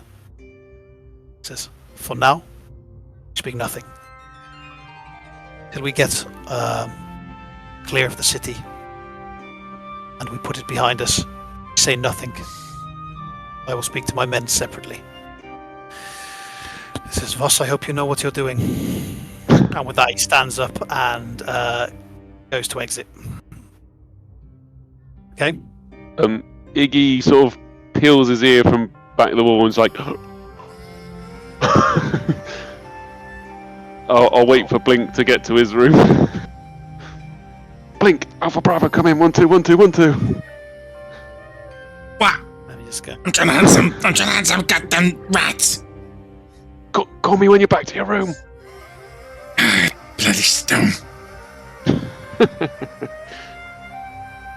And then I'll chill out on the bed for a bit and hang fire. Okay, so I'll just... I was frantically... I've never written so fast in my life then. I was like, quick, back. So you've had a few little mentions there, the Jardin Desert or the Jardin region. Yeah. There was mention of there's a reason why it's surrounded by the stones. Yeah, we got that. Surrounding what question mark I put. There was some talk of so you needed only a few men for a few hours to go with Voss. A deviation of a few days. Yeah. Potentially to slip away for a few hours with a few select men to investigate a location. Yeah. And that the cost will and be just worth it. some measly critters along the way. And potentially just some measly critters along the way. Okay. Thank you. No worries. Okay, so who is next up looking for a room?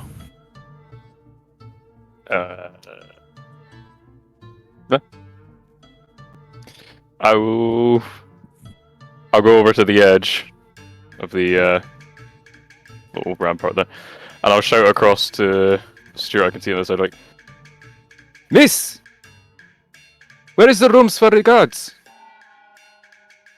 She looks down at her board for a moment and gestures over her shoulder into the top right corner. She then also gestures to the buildings on the right hand side. See those two ones there, and then she gestures also. No, I think that's it.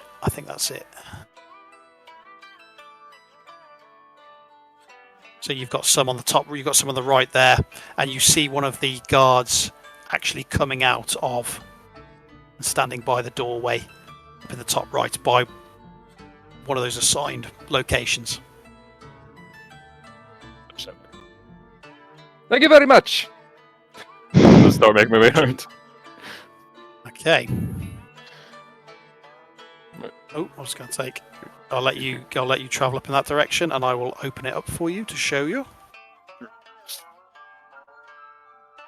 You go in and you see a collection of small single beds, very basic, and there is an individual already resting on one of those beds. Okay. Can I go into the next room? I'm To the next, having a look you're at looking stuff. for a single one. Yeah, I'm looking for a nice little place. Yeah, if you pop your head in and look to where those are the ones she's indicated. Yeah, there's 5 between those 2 rooms. So potentially there is one there that could fit the 3 of you together. Into this. Is there any? There's nobody in this room with the 3 beds. There's nobody in that one at the moment. No, with the 3 beds now. I'll just make my way in. Yep. Okay. Take you in, set yourself down. Sit on the side of the bed. Okay, pick your bunk for the evening, so to speak. Yep. Okay, who's next? Oh, I'll go down. The Bog's head in there as I'll well. follow him. Place you in there. Pick your bunk. Man, where am I? Rest my head tonight. So again, that broke up a little bit, mate. You see, you as well. Where can I rest my head tonight? Okay, you heading over to the steward. Okay. You catch her at the end. She's looking at the thing. She says, "Merchant's rooms, yes. Please follow me." And she personally escorts you down past the room that you see with the door slightly open. You see Iggy just settling himself in. Are you testing your bed out again, Iggy? Yeah, sort of a little rock gnome just sort of bouncing on the bed. Iggy. So, Give him a little nod as he walks past. Tamo, she stops short and pushes open a door to a respectably sized room with similar features to the one that you saw Iggy go into, which is yours for the evening. Excellent. Thank you very much. Please let me know if you require anything this evening. And with that, she starts to walk away. All right. Well, the one thing I would like to do before I go to sleep would be I pull out a sheet of paper and I'll pen in my ink, and I'd like to create an official-looking title page to what looks like legal documents. Okay. So I'll sit you down at your little bureau you've got in there. Obviously, all this is all set up with merchants in mind, basically, to give them places to go through and do documentation and all this kind of stuff. So you're going to try and create legal documents in an official capacity to lend themselves to your ruse, basically. Yep. Okay. Give me a performance check to see if you can make something that looks convincing enough.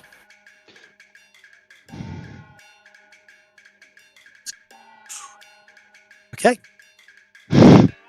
Seems reasonable from what you can tell. Unsure how well it'll pass if you try to use it, but you have created something to be potentially used for. So the general purpose would be convincing others of. Does it serve a particular purpose? Only just to put on top of the stack of papers to make it look like I have something meaningful there. Okay. Not really to be scrutinized. Yeah, but just to lend itself to a deception check, potentially, something like that, to have it with you. Okay, noted. Anything else you'd like to do? Nope, that's it. Okay, Turn in. you can turn in for the evening. Tamo turns in. Now let me see where that leaves us. That leaves us with one ravenous goblin single-handedly lets us go back down to the ground level, and let's just catch up with what's what and who's where and who's who and who's not. So that you get towards evening time now, and there's a few people pottering around still, but what we have is Blink coming down the stairs again and kind of sitting there and talk me through what you're doing, Blink. So he's been sat there the whole time. He's been drinking and just been mildly drunk, drinking that bottle of wine. And he's just been almost skulking. And as it's got darker and darker, he's sort of shifted into the sort of shadows here. To a point where you can only really see his eyes and his white teeth. Like sort of reflecting like the moonlight and everything come through the windows, and he is just waiting for a prey. Okay, so we're going for a rat. Yeah. Or a mouse. Yeah, it's gonna be a mouse. Some or a rat even. Sorry, yeah, something that he can eat. Something meat. It's wriggling and juicy. We can facilitate. We will facilitate. Okay. See what we can do. See what we can do for you, Blink. Hang on a minute. I don't know how much HP this rat's got. It's a roll initiative against a rat. Roll initiative. Yeah. It's a dire rat. Blink comes up, bit into shreds. Just a dire rat. It's a skeever. It's the size of a dire dog. rat. Yeah. Okay. So how long are you willing to wait? As long as it takes potentially. As long as it takes, he's starving. He hasn't eaten all day. He can smell him. He's spotted the droppings on the floor, and he's almost like sniffing the floor, and he's like. Okay. Here we go. Here we go. The only bit of combat in session 1 potentially. We'll see. We'll see how good he is. So you're sitting there. Yep. Half an hour goes by. An hour goes by, and as things start to quieten down, you hear, apart from the occasional murmur of the animals, the horse and the camels that you can hear stirring, it gets particularly quiet. You know, there somewhere off in the central courtyard there is potentially a couple of guards. You hear them every so often scuffing their feet and pacing.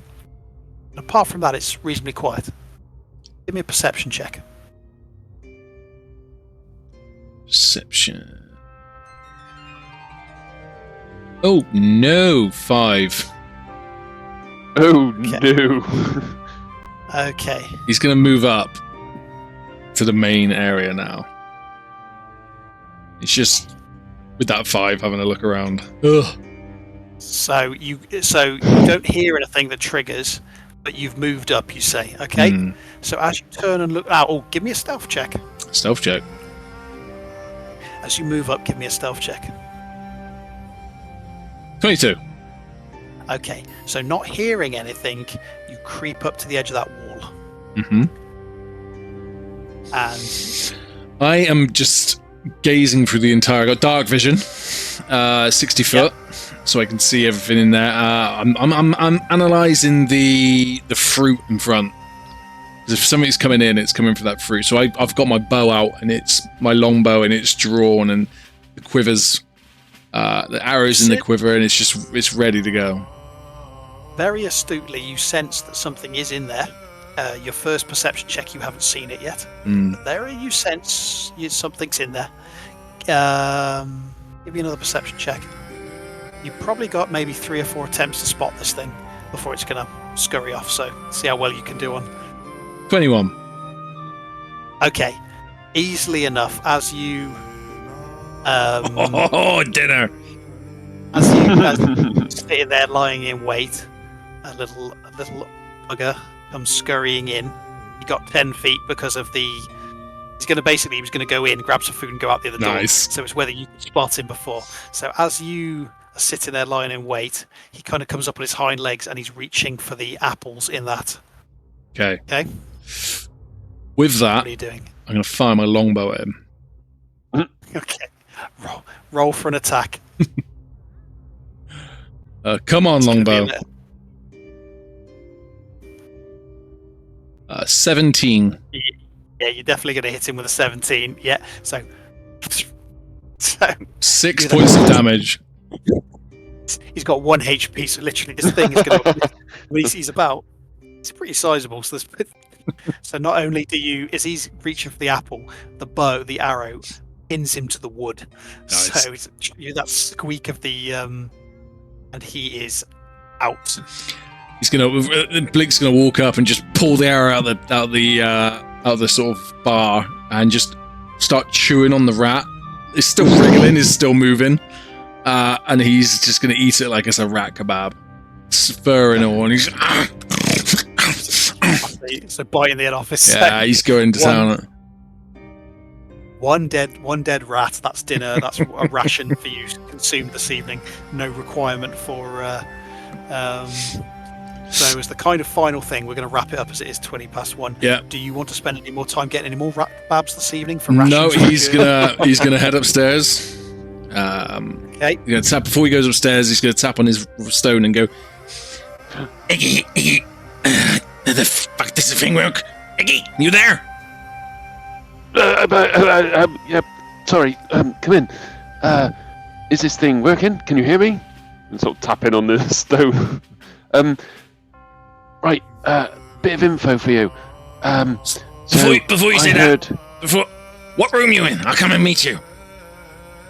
Top left. I'll kind of explain terribly where it is. Okay. You go to the right, round the balcony, down the top, round the corner, the room on the front. Straight in front of you. just see this aimless fucking goblin just walking around the top. Walking around the balcony.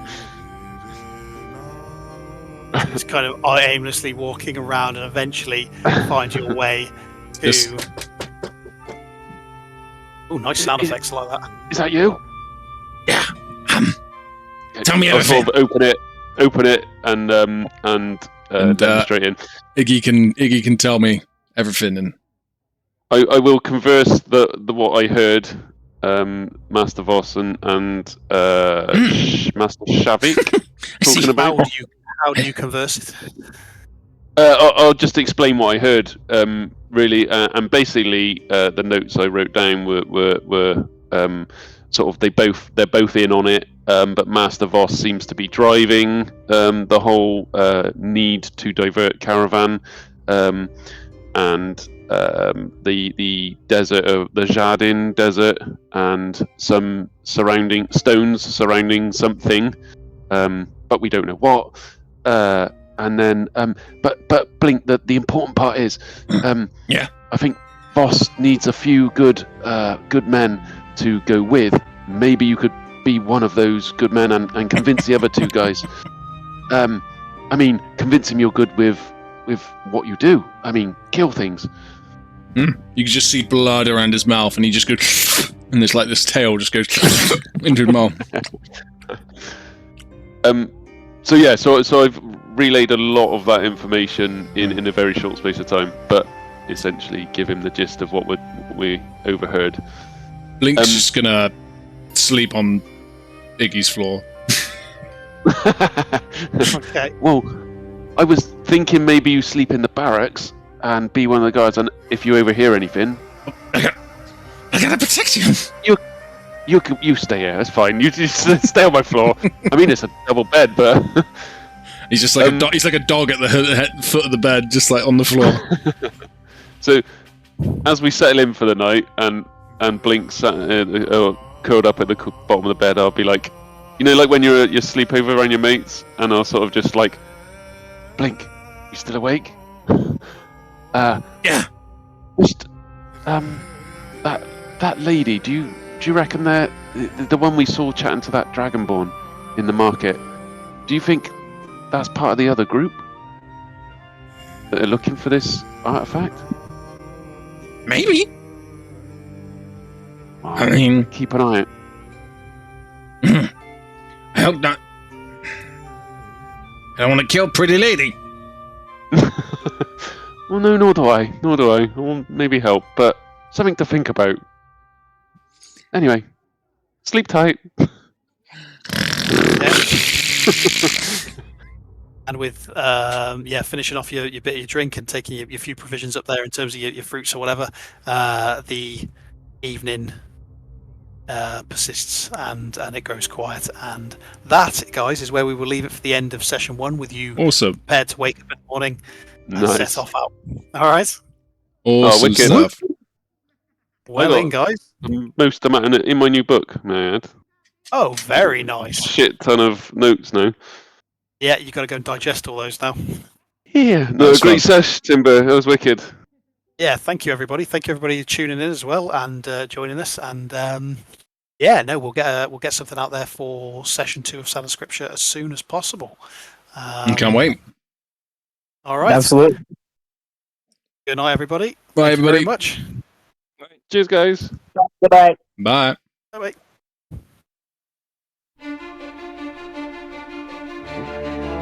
And there we go.